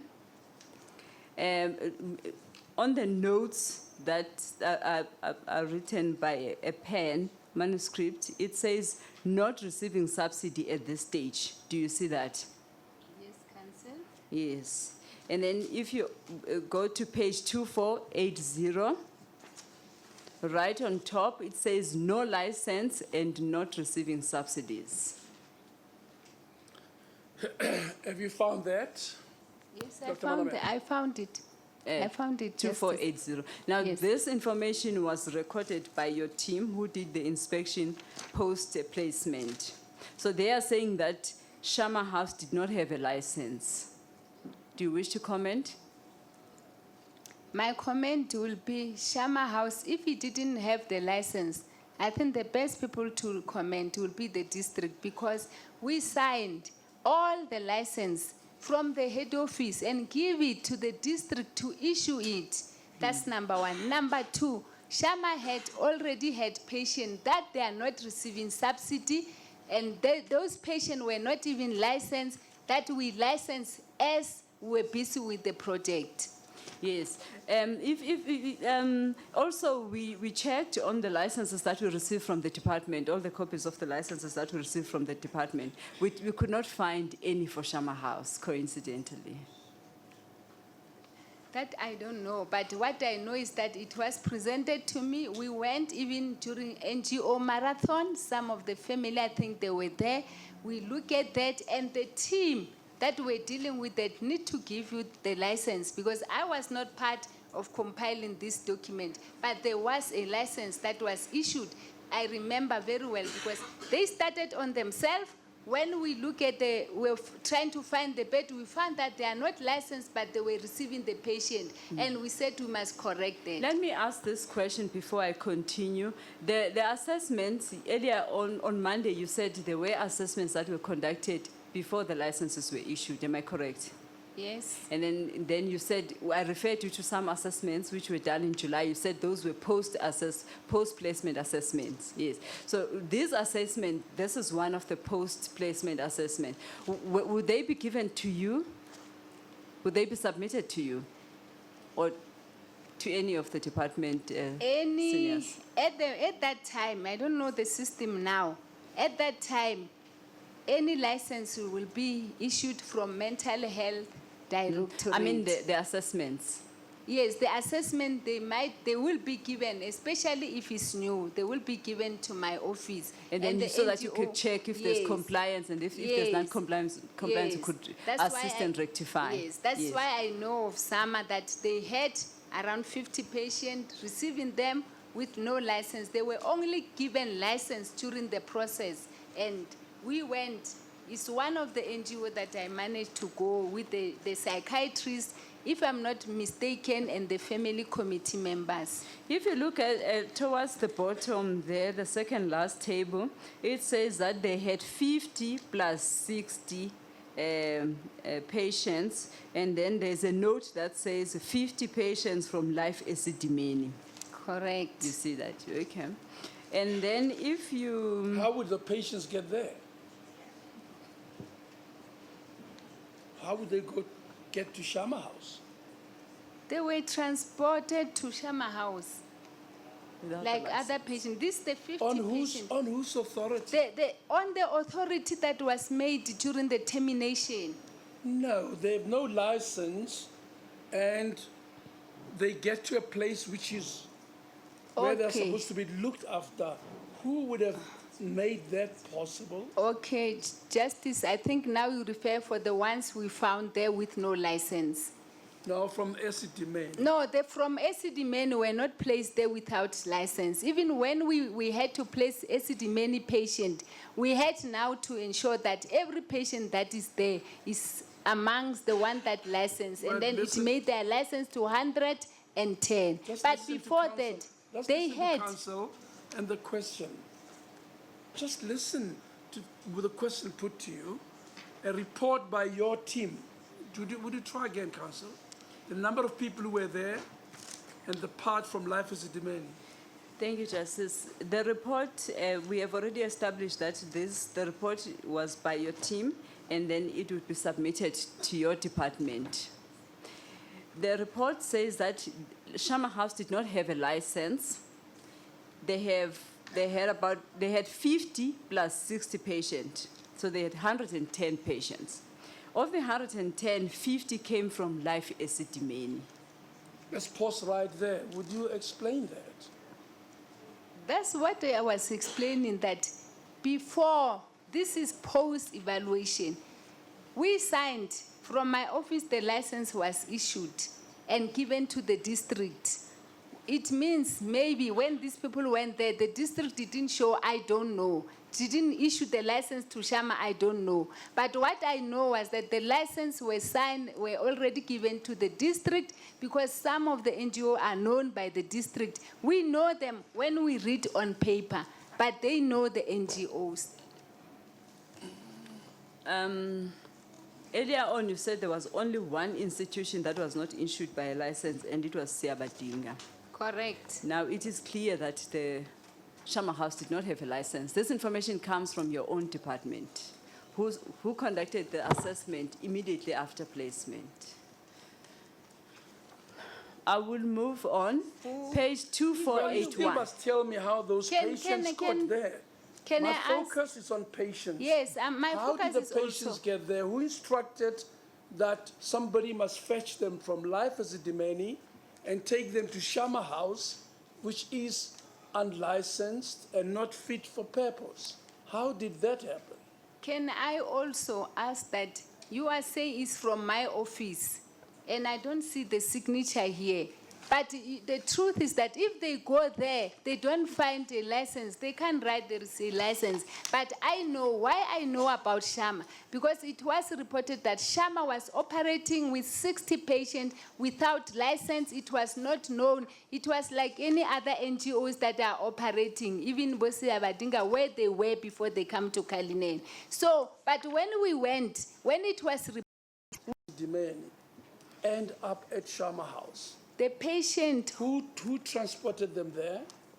On whose instruction? on the instruction that was made on the termination letter, that the patient must be out of Life Esidimeni by the 30th of June.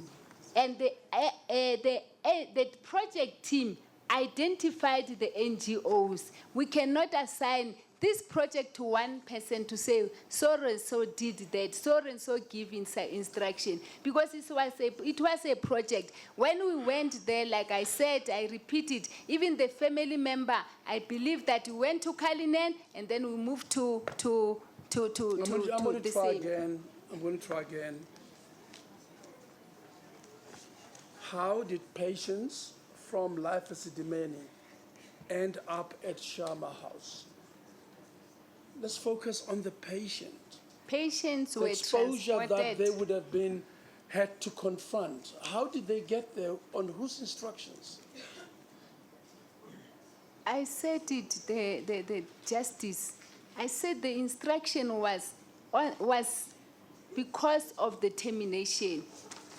It was a project issue managed by project team.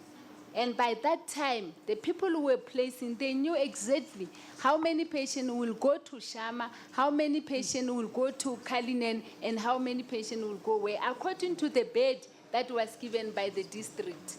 And you had nothing to do with that decision to get patients to Shama House. I was not transporting the patient, but I was part of the project team.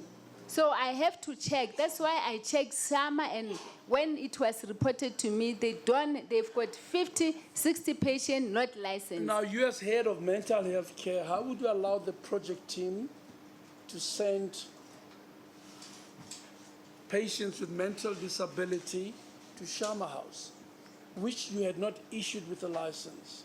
No, correction was that I issued the license. The district submitted the document, I issued the license. As where the license was at that time, I don't know. And because it was one of the part of termination, I couldn't say don't take patient to Shama. If the report was saying Shama is given license, maybe it's one the district can tell us what was the license at that time. You go ahead, Councillor. Thank you, Justice. If you go to page 2478, you said you didn't see the signatures. People who inspected the premises are listed there as R. Gordon and Mr. Mukhali from infrastructure. 24. The first page. Which you had not issued with a license. No, correction was that I issued the license. The district submitted the document, I issued the license. As where the license was at that time, I don't know. And because it was one of the part of termination, I couldn't say don't take patient to Shama. If the report was saying Shama is given license, maybe it's one the district can tell us what was the license at that time. You go ahead, Councillor. Thank you, Justice. If you go to page 2478, you said you didn't see the signatures. People who inspected the premises are listed there as R. Gordon and Mr. Mukhali from infrastructure. 24. The first page, 2478. 2478. Can you see their names at the bottom? Assessment. 2478. 2478. Can you see their names at the bottom? Assessment.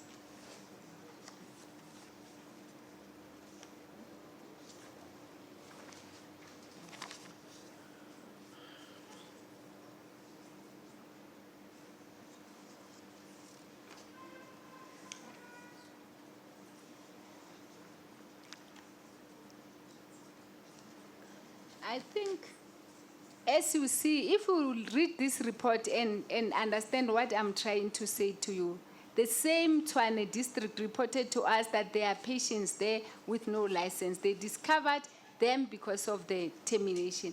They are saying not receiving subsidy at this stage. That's 2479. And the license, they are not, the two people are working there, but there is a chief, there is a coordinator in charge who was given the license. Okay, So, let me show you something else as well. 2481. 2481. right at the right corner there, it says manager dispense medicine.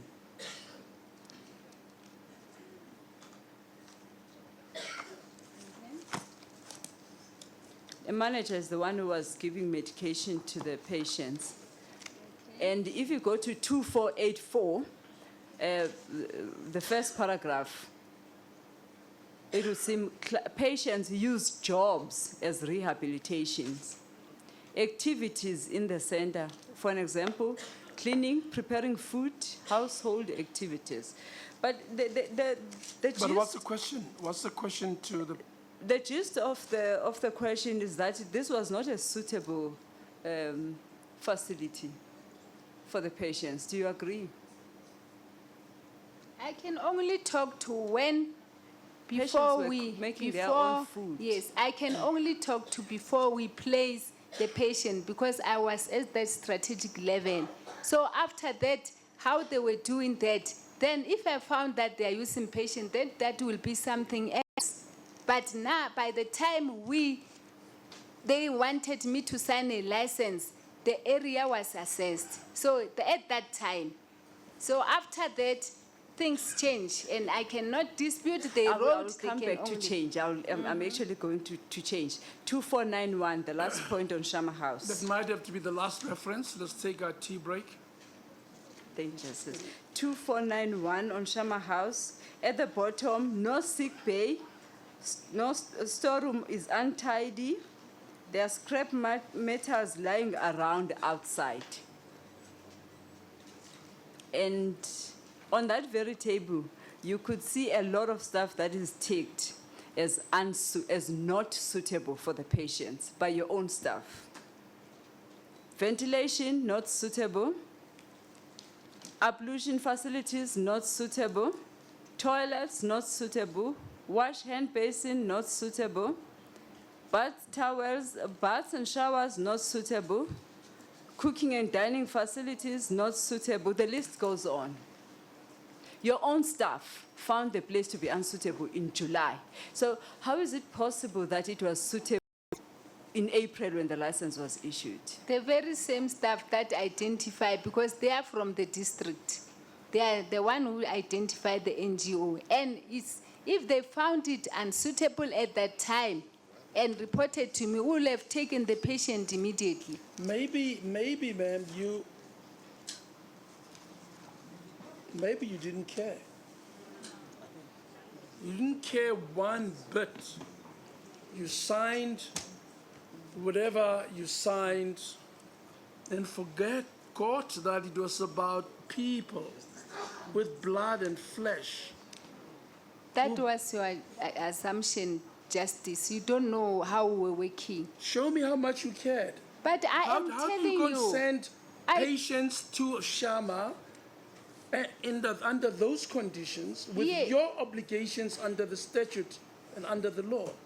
How could you allow that? I said to you at the time of evaluation, it was found suitable and reported to me that I should issue a license.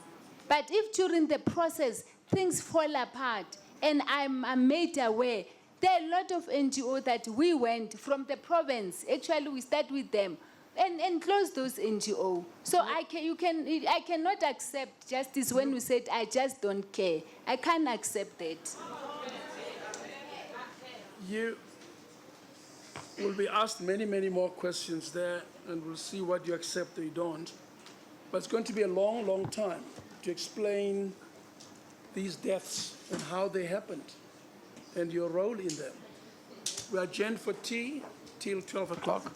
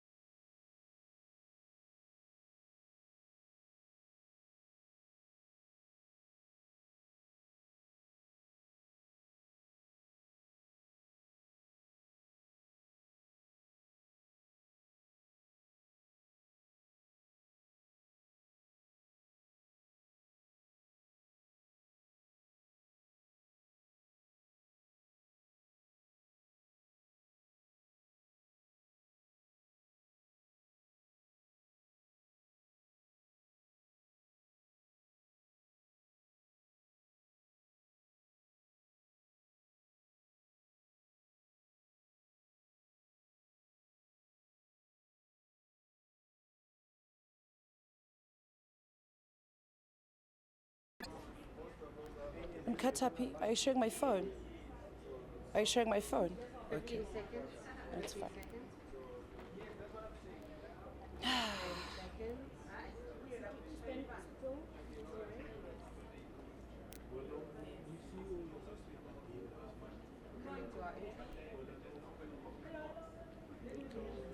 It's fine.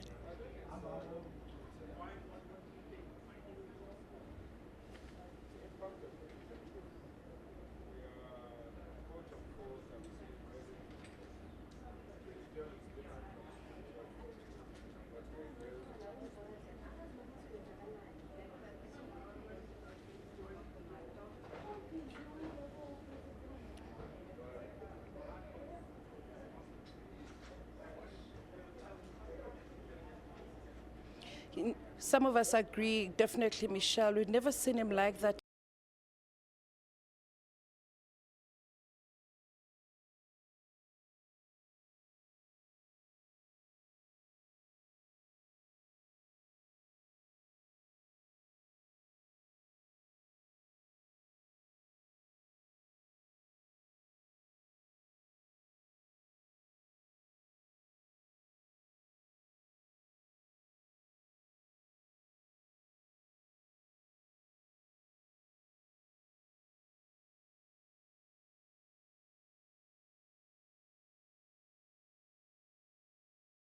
With female patients, and today literally saying justice me, it's impossible that could have been me, and it's been fascinating to watch and openly frustrating for the families who at times would find themselves frustratedly responding to her. One of the rules that was set initially when this process started for the families was that no open howling, no open disregard or speaking back to the witness. But today, at some point, I think even the justice himself realized that what was happening was actually not frustrating only for him, Michelle, but for the families who are sitting here. And one thing is evident, because it's still the evidence leader leading this witness, and there's still 4 more legal teams that still need to engage with her.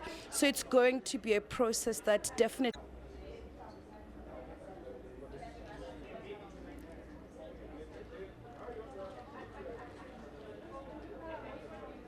And that's the thing. Some of the 140 who died, Michelle, they died of starvation. It was painful listening to about 2 or 3 families describing how hungry. There are 2 of those who died where they found plastics and brown bags in their stomach because they'd been so hungry. They ate some of those of the papers and the files in some of the rooms where they were kept. And the thing is that you had some of these NGOs, the NGOs owners themselves saying, had they received the funding, they would have been able to at least maintain and feed those patients. And again, going to the fact that some of these NGOs were new NGOs, so they didn't have reserve funding that could keep them afloat while they were waiting for that funding from government. The evidence leader actually pointing out that these NGOs were actually an afterthought when Manamela's plan of renovating some of government's facilities didn't work out, and at the last minute she had to rope in those NGOs, hence the issuing out of the haste issuing out of licenses. But of course, she says that as well was not her responsibility, quote unquote. I was not issuing out the money, saying that in the project team there were people who were allowed, who were in charge of that process, should not. Of course, she says that as well was not her responsibility, quote unquote. I was not issuing out the money, saying that in the project team there were people who were allowed, who were in charge of that process, she had nothing to do with it. But she was heartbroken. She did follow up on it, but at the end she was not the one who was able to physically pay those NGOs.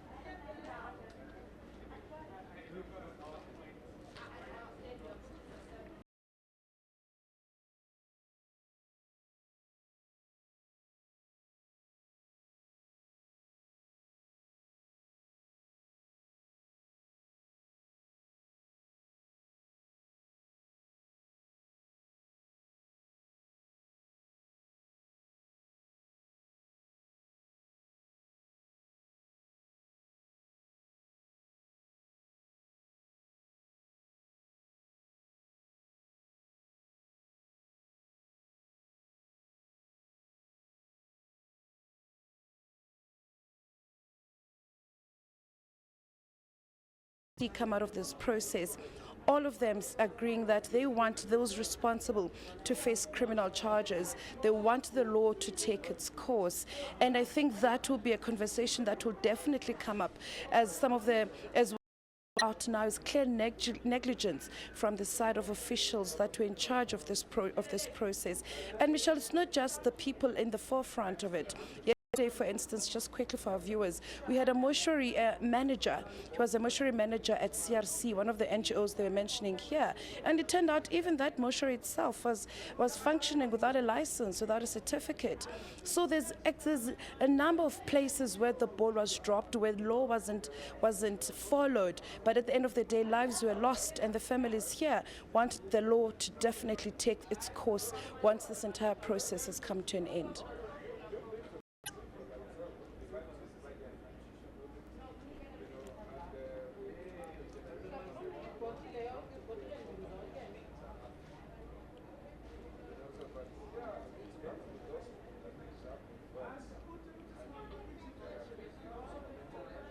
Definitely, there's one thing that this means, that there's a heavy task that needs to be taken on by the National Department of Health, by the Provincial Department of Health.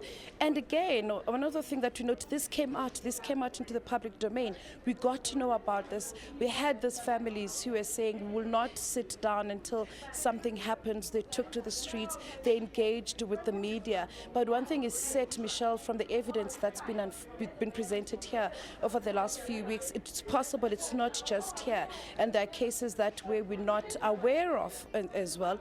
But at the same time, it also raises a question. The Health Ombudsman said it when he final report here last week, saying that it also speaks to public service, especially in the health department, where it's, for starters, it's costly to provide services, but at the same time you need dedicated people who will be able to provide those services. It has raised that, and definitely the health department. And when we have Minister Motsoaledi here, because he's still one of the witnesses who are still to appear, South Africa takes care of its mental health care users.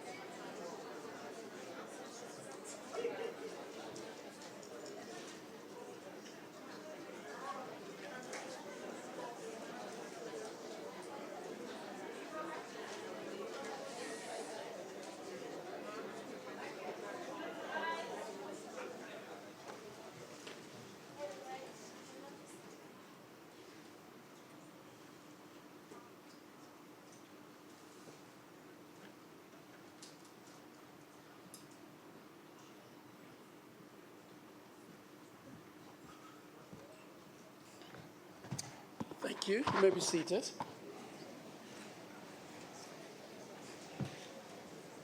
Dr. Manamela, you're still under your previous oath to tell the truth. Thank you, Judge. Thank you. Advocate Tina. Thank you, Justice. Dr. Manamela, I'll just ask you a few more questions in respect of the assessment. The next assessment that I would like to refer you to appears on the same file. That would be file number 7, page 2494.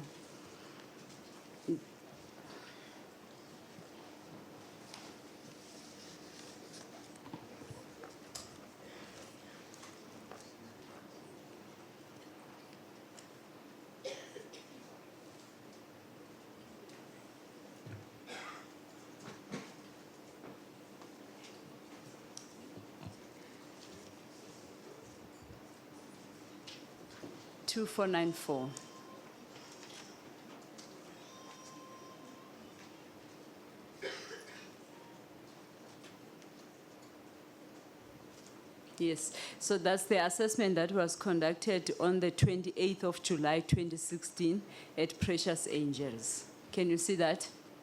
Yes, Council. Thank you. So if you go to page 2495, I'll just highlight a few things and then we'll move on.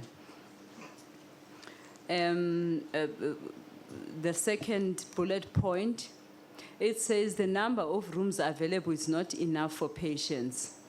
Some beds are too close to each other.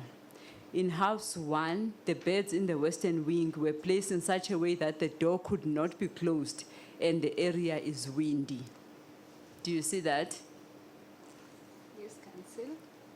And then the fourth bullet point from the bottom, the center has electricity but have only cold running water.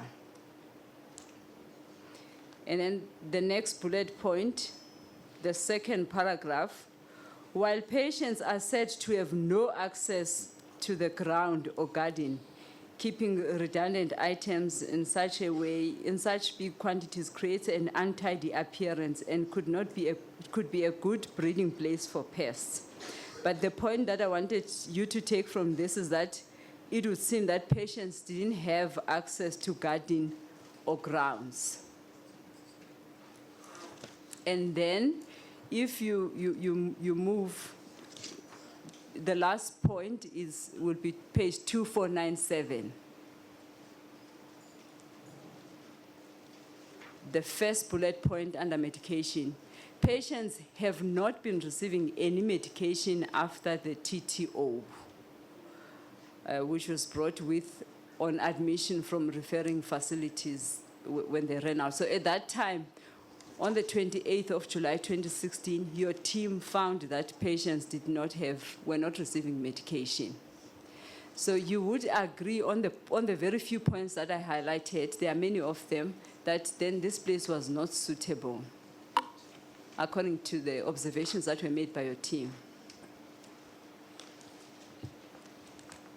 Thank you, Council. From my point of view, I was involved in licenses before patients were placed. Secondly, we are all aware that... Please answer the question. The initial question is, do you agree the place was not suitable for looking after mental health care patients? You could say yes or no. And then you could give an explanation if you seek. But there's a question, it always needs an answer. But the answer, I agree with what you are saying, Justice. But Yeah. the answer that I must give, that must be the answer of where I was. At that time... It's not trying to implicate you. No, I'm not saying you are implicating me, because I am the one who signed the license. I'm working towards that. But if other team maybe went the following day, it will be difficult for me to say I agree it was not, because You're not I only being know. blamed yet, Doctor. They might blame you. Another question might. The initial question is, you are a psychiatric nurse with a PhD in nursing psychiatry. She reads an inspection report to you, and the simple question is, was that ideal for looking after patients? answer, it doesn't point to whether you're guilty or not. You'll say no. And then if you want to explain what you want to explain, of course, you're welcome to do so. But I ask you to confront the question and give an answer to it.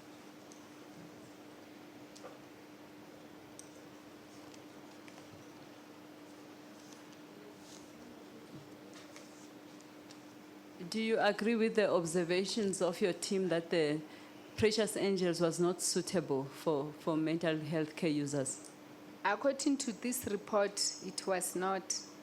You would Probably. also agree that it was actually, the situation there was contrary to the provisions of the policy that you wanted to achieve, to put patients in a place which is least restrictive. Am I correct?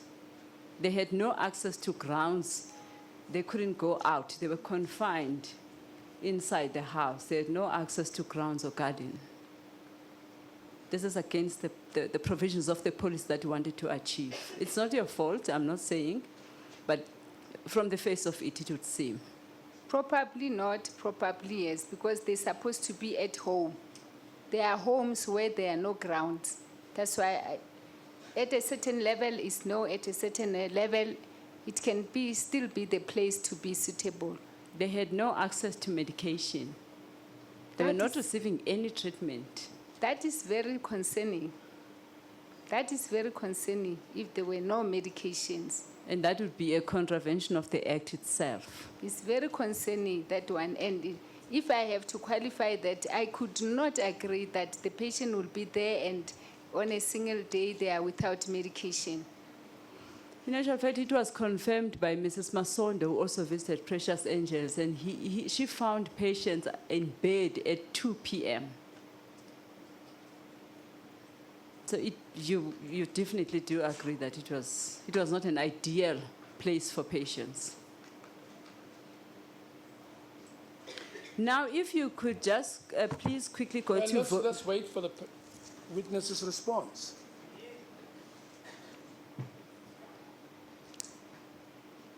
I can't answer that one. I was not there with Miss Masondo. There were 2 areas of Precious Angels, so I don't even know which one he went. But if he found that they are in bed at 2 o'clock, that's something that is not acceptable.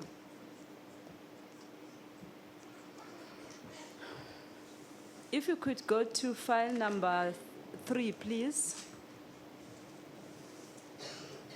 Page 1062.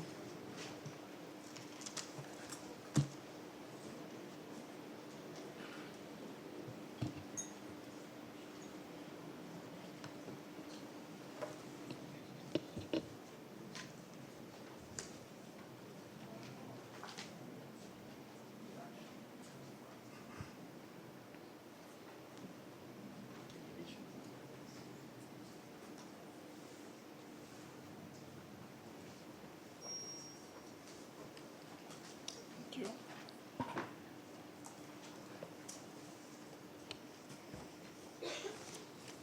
Are you on page 262, Dr. Manamela? 1062, sorry. Yes.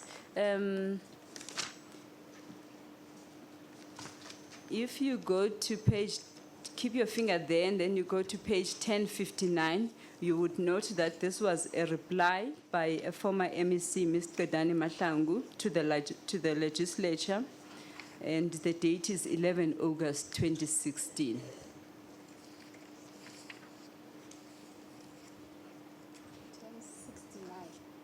Ten 69. 59. 1059.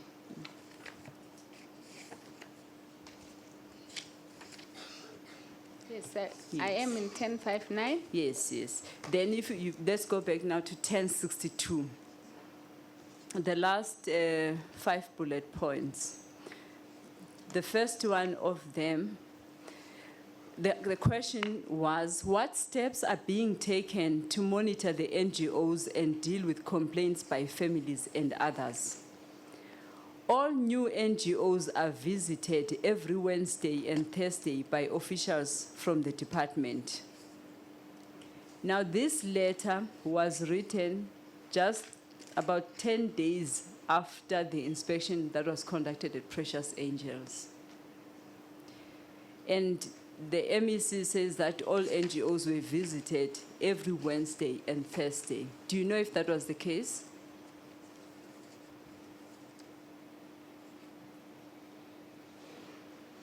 I know the case that after placing the patient, there were teams allocated from my office and teams allocated by the MEC through the project team that they should be visited.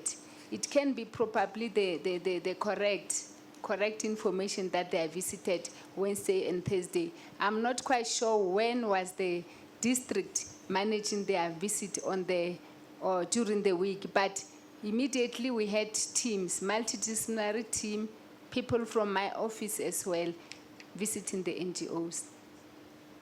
But, okay, a bullet point number 3, quality assurance team in hospitals and districts supports the mental health directorate in monitoring and supporting NGOs in the Tshwane district. Was that the case? Were they supporting the NGOs, the monitoring of the NGOs? Probably so. Do you know from when? Can I take you a little bit immediately after placing? Just 2 points there. Immediately we placed the patient on the last meeting. Teams were indicated, each and every district were given mandate to visit the NGO, and those team must include the quality team, and they will write the report. At what? The Continue. quality team in the district. Every district has got quality team, including the hospital. So they were allocated to say, together with the multidisciplinary team, they will visit the NGO. And I also, from my directorate, allocate my DDs to follow the patient that they were busy with when they were discharged from LE.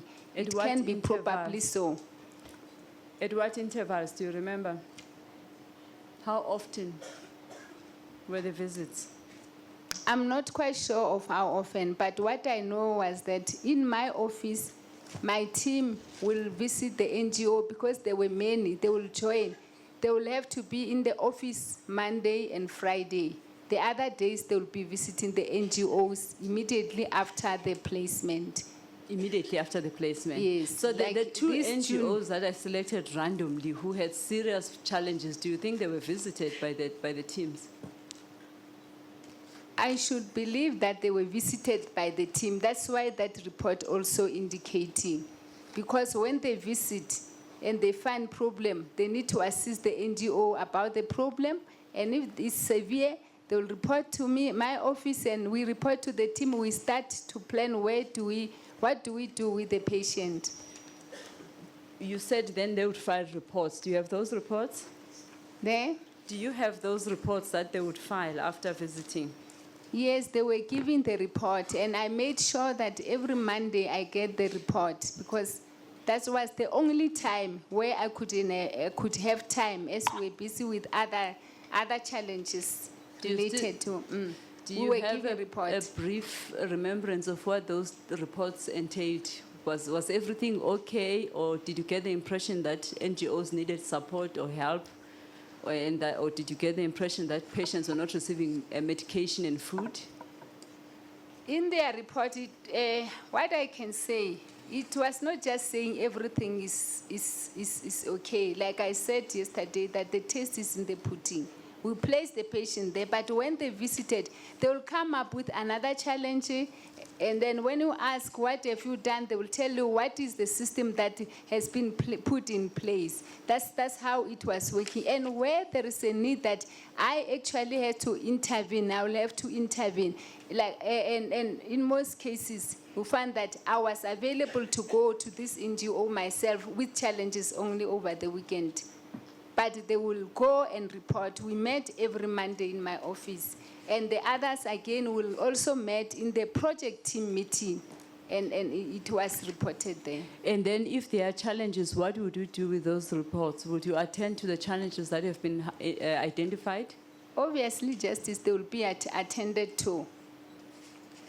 And if they persist, then something needs to be done. It means we'll take the patient. Talking about the issue of the TTO, the medication, I don't know when they went and how long the medication was not there. But we are all aware that when the patients were leaving, they were from Life Esidimeni. Most of them were not given medication. They gave 7 days medication. And I intervened. Immediately I heard that, I referred Life Esidimeni to the service level agreement that said when a patient is discharged, you give 30 days medication. And they comply. I'm not quite sure at this report is one of those they didn't comply or they complied.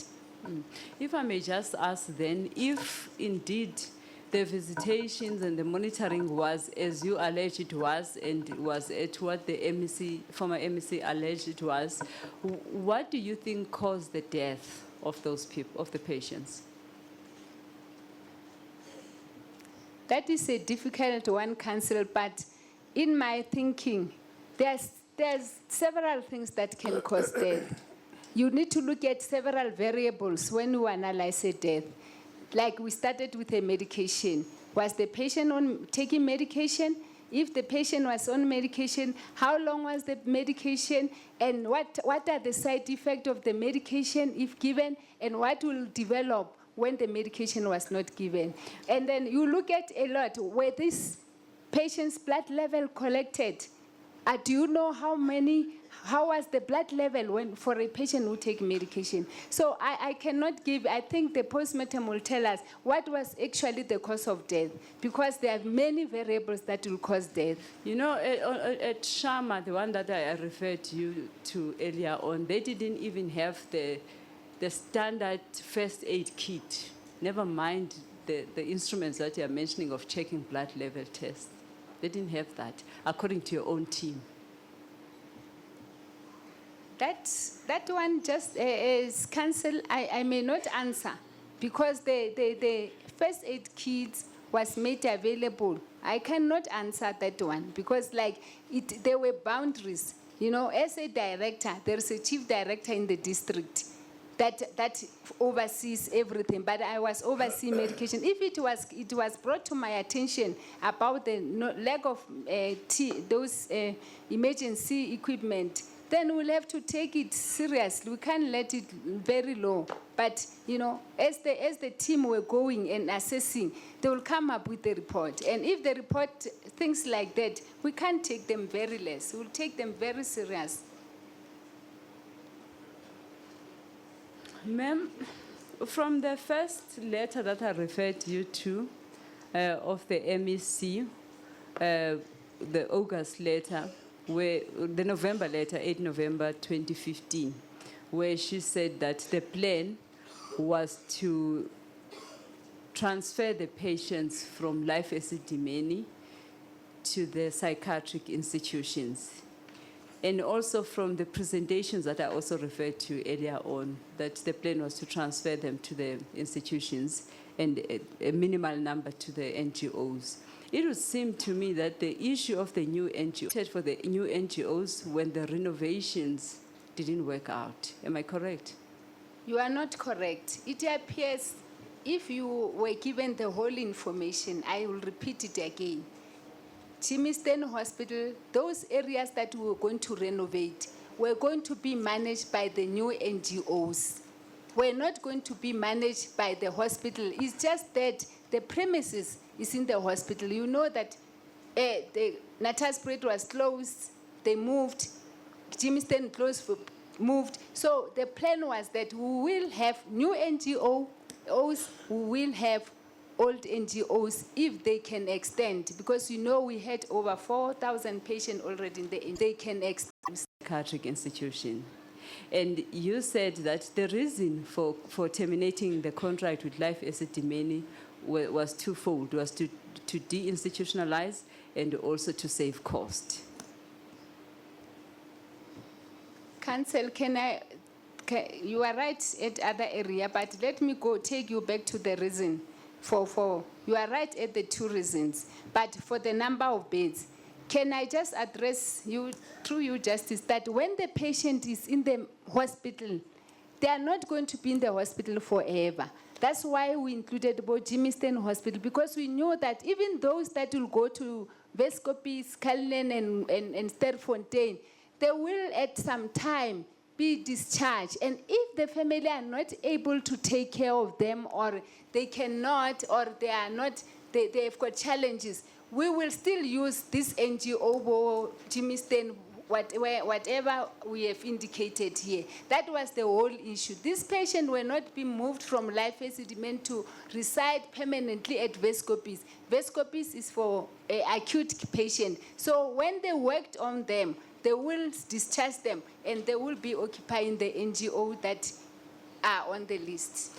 Did you involve the review board when you were executing the move of patients from Life Esidimeni to the NGOs? Yes, we have involved the new board. To what extent? Okay, can I just take you also through that? To the better extent, the board was appointed on the 4th of January.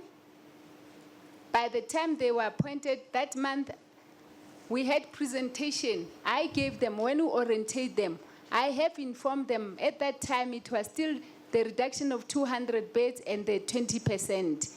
They were informed about that. And after we informed them, we were working on that. We told them that this is what is going to happen, but we will call you for the meeting. We had a meeting every month with the board to inform them.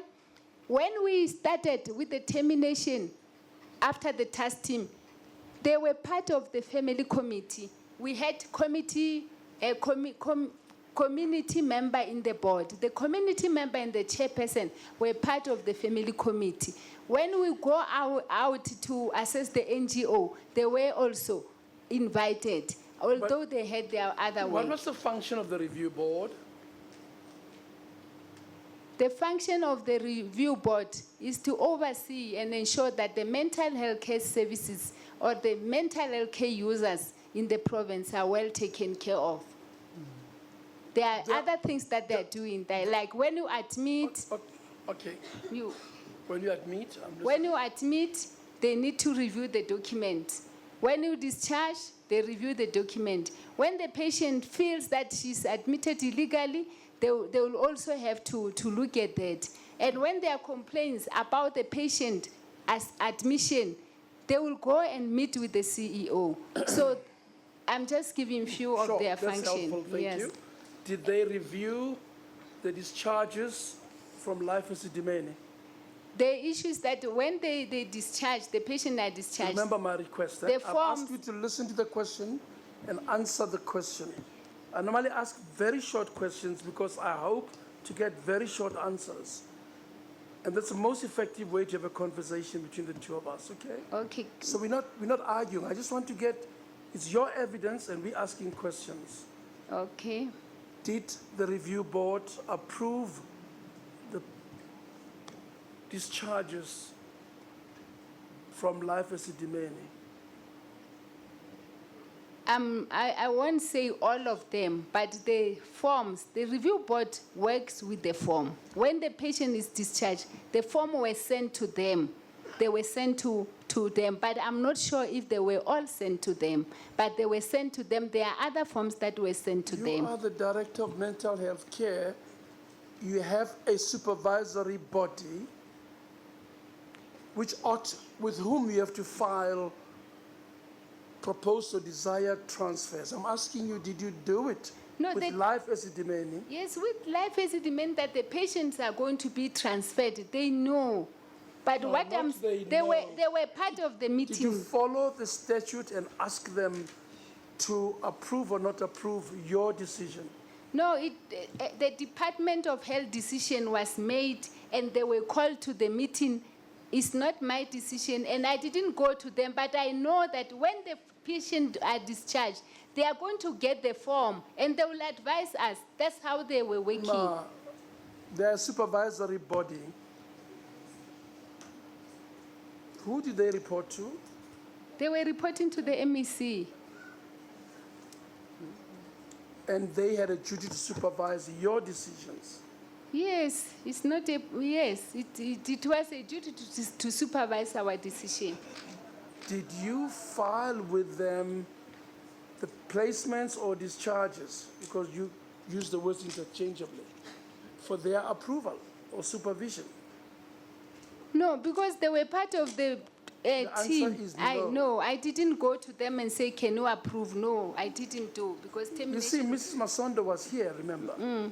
We spent 2 days with her. I know. You know- I you saw, know I that. saw what You you were saw, saying. you saw, I'm sure you Yes. watched. She says in their briefing at a session by you, they were told that they reported to the head of the department. That is untrue, Justice. They know very well, they never ask a meeting with the head of department. They report to the MEC. They know very well. Why did you overlook them? I have never overlooked them. That was untrue. No, with Life Esidimeni, you told us you did not. I said You did not. I've got a presentation. I can give it to you, Judge. Justice. I can give you the presentation about what from my office we did to inform the board about that. And I can give you the letter that we wrote. I wrote to, I don't want to use I because I was not working alone in my team. We wrote to the chairperson and say we asked 2 doctors, clinicians, to go and help in the process assessing the patient at live. And then she agreed and released them. And then when they were in the district, she did the same. Did you file in respect of every patient you moved?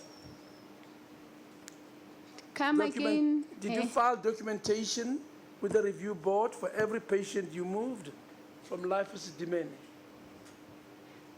We gave them the report of every patient removed, but because they went to the NGO, the process is that if they go to the NGO, the form will come from the NGO. If they go home, the form will come where they are coming from. Every movement of the board, of the patient will end up with the board. And did they approve the movement of the patients? If they don't approve, they tell me. And then if they approve, they approve. So it was their own individual authority to approve or not to approve. In most cases, because Did you we were apply at the on the street. prescribed form in terms of the act to them to approve your decision to move patients from Life Esidimeni?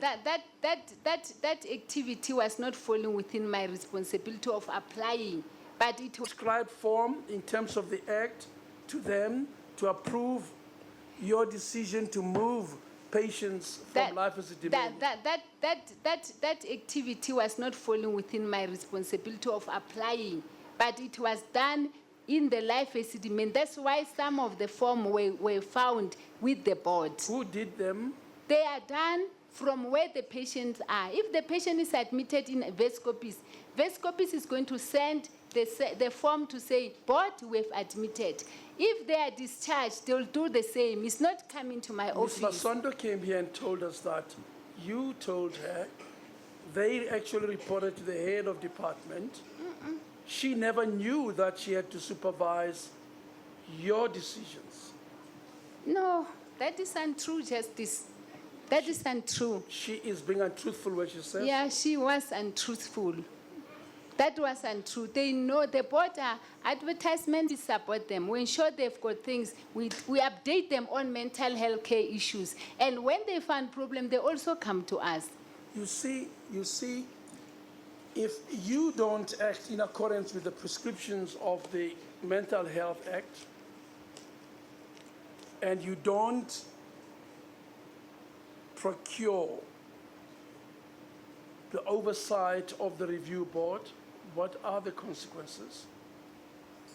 Is that placement lawful? Come again, George?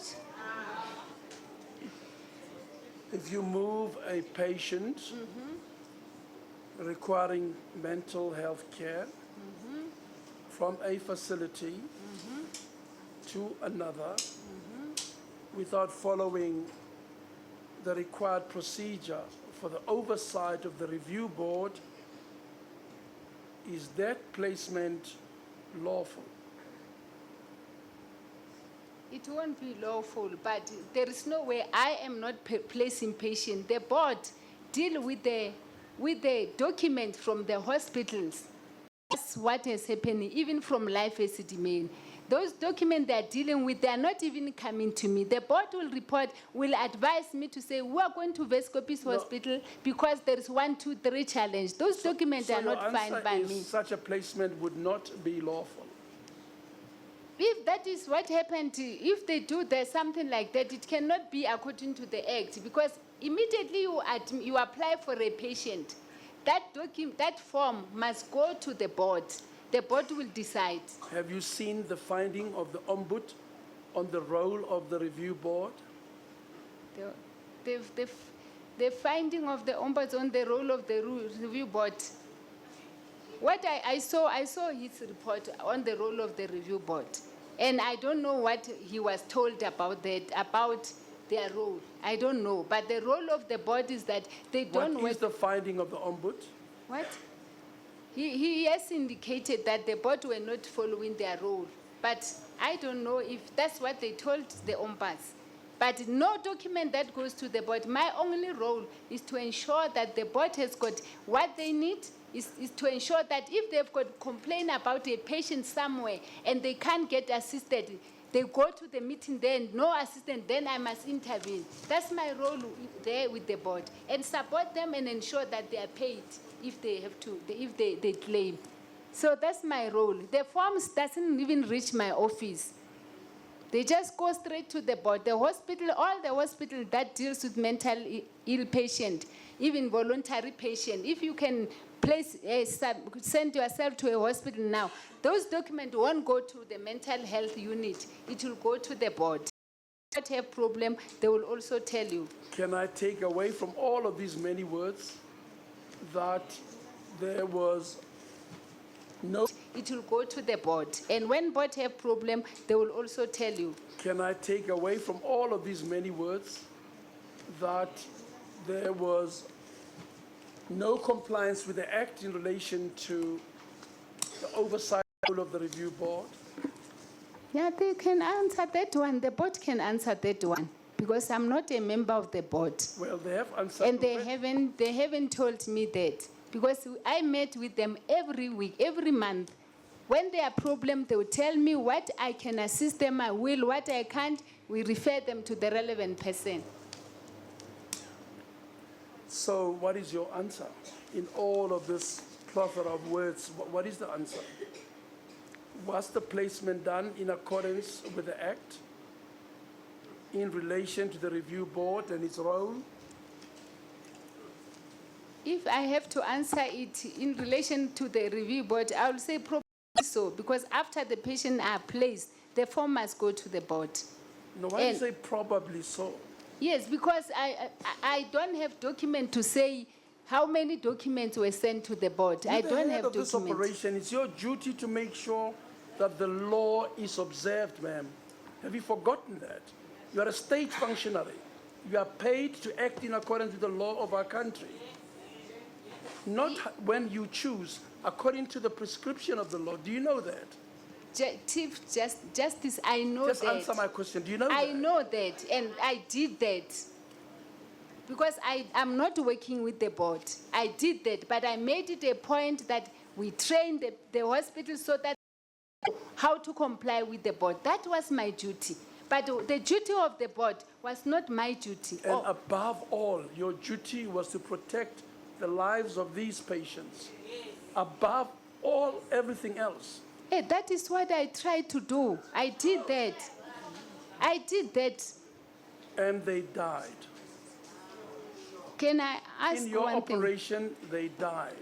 I don't dispute that, Justice. Can I ask that, did the patient die in Life Esidimeni or in other hospital? A patient dying?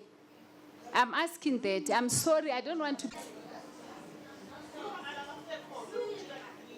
Thank you, Counsel, Justice. would you Justice, if I may proceed, just please? refer the witness to the last few documents. That will be file number 8.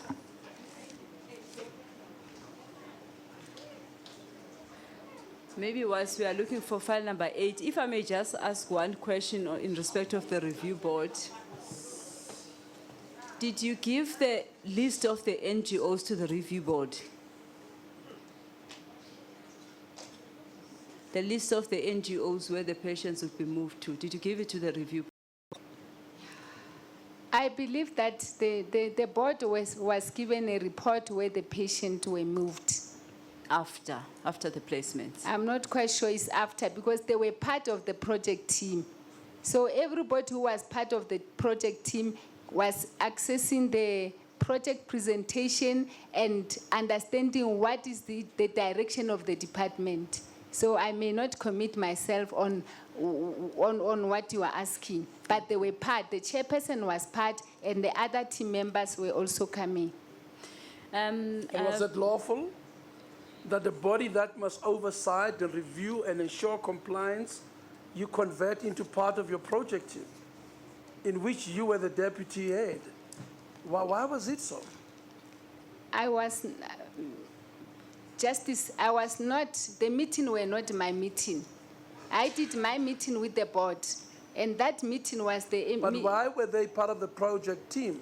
Maybe the project team leader and the executive can answer that, because we wanted them to know what is happening, advise properly. Their job is not just to know, is to Yes. approve and oversee and to refuse to grant We want support. them, yes, you are right. We wanted them to do all what is their job. So I may not be able By to... making them members of the project team. No, I'm not saying that, Justice. But they were working independently from me, reporting to the MEC. So I cannot say Mrs. why Masondo they didn't do says that. not. It's how he's saying that, but that is how it is. Even the law says that. They don't report to the mental health. We give them support. You go ahead. Thank you, Justice. Page 2770, please.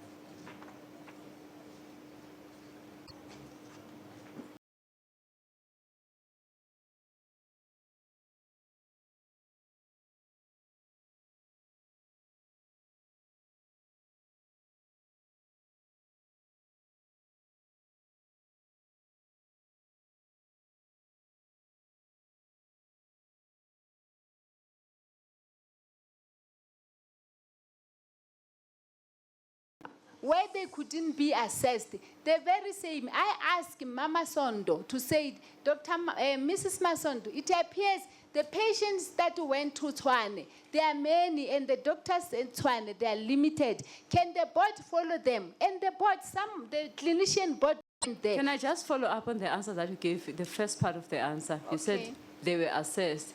And then Mrs. Masondo, it appears the patients that went to Tshwane, there are many, and the doctors in Tshwane, they are limited. Can the board follow them? And the board, the clinician board went there. can I just follow up on the answer that you gave, the first part of the answer? You said Okay. they were assessed. And then if they were assessed, why would the daughters follow them to assess them again at the NGOs? That's a good question. Because now they are at a new environment. The process So it was a that- follow-up assessment? Yes, like when we take the patient to life Esidimeni, we take them from Vescopis, for example. Within 7 days, they reach life Esidimeni. They should have been assessed by a doctor in life Esidimeni. Yes, So that's the I'm with same you. process that we were trying to do. They move life Esidimeni, assessed by the doctor. They are in the NGO, reassessed again by the doctor. And they would be placed in NGOs according to the capacity of the NGO and assessed. Why would the daughters follow them to assess them again at the NGOs? That's a good question. Because now they are at a new environment. The process So it was a that- follow-up assessment? Yes, like when we take the patient to life Esidimeni, we take them from Vescopis, for example. Within 7 days, they reach life Esidimeni. They should have been assessed by a doctor in life Esidimeni. Yes, So that's the I'm with same you. process that we were trying to do. They move life Esidimeni, assessed by the doctor. They are in the NGO, reassessed again by the doctor. And they would be placed in NGOs according to the capacity of the NGO and according to the license. Am I correct? Yes, if the doctor found that where they are not suitable, they can re-recommend. Same applies. If we take a patient from Vescopis, I will just say Vescopis, but all our hospitals, to life Esidimeni, and by the time within 7 days of assessment, Life Esidimeni found that these patients are not suitable to be here, they will also rearrange that they either go back where they're coming back from or they send them somewhere. That's the process. But this to me accords with the version of the families who are saying that they went to and fro in between NGOs trying to find their relatives, and they would find that they have moved from one NGO to another NGO. It follows that you were under pressure to remove them from Life Esidimeni, and you would take them to any NGO, and then you'll sort that out later, whether they should go to Precious Angels or Enka House or any other NGO. That's my reading of this paragraph. I think you are reading of this paragraph, Justice. You read it from the area where you are seated, not from the mental health care point. Because from the mental health care point, this is what I'm telling you. I'm telling you, this was the minutes from the MEC's meeting. It was saying the exact formula or the exact point that we are following. So you have got right to understand it that way. But as the Director for Mental Health Services, I'm trying to explain to you. You can call anyone from the hospital, they'll tell you the same. Who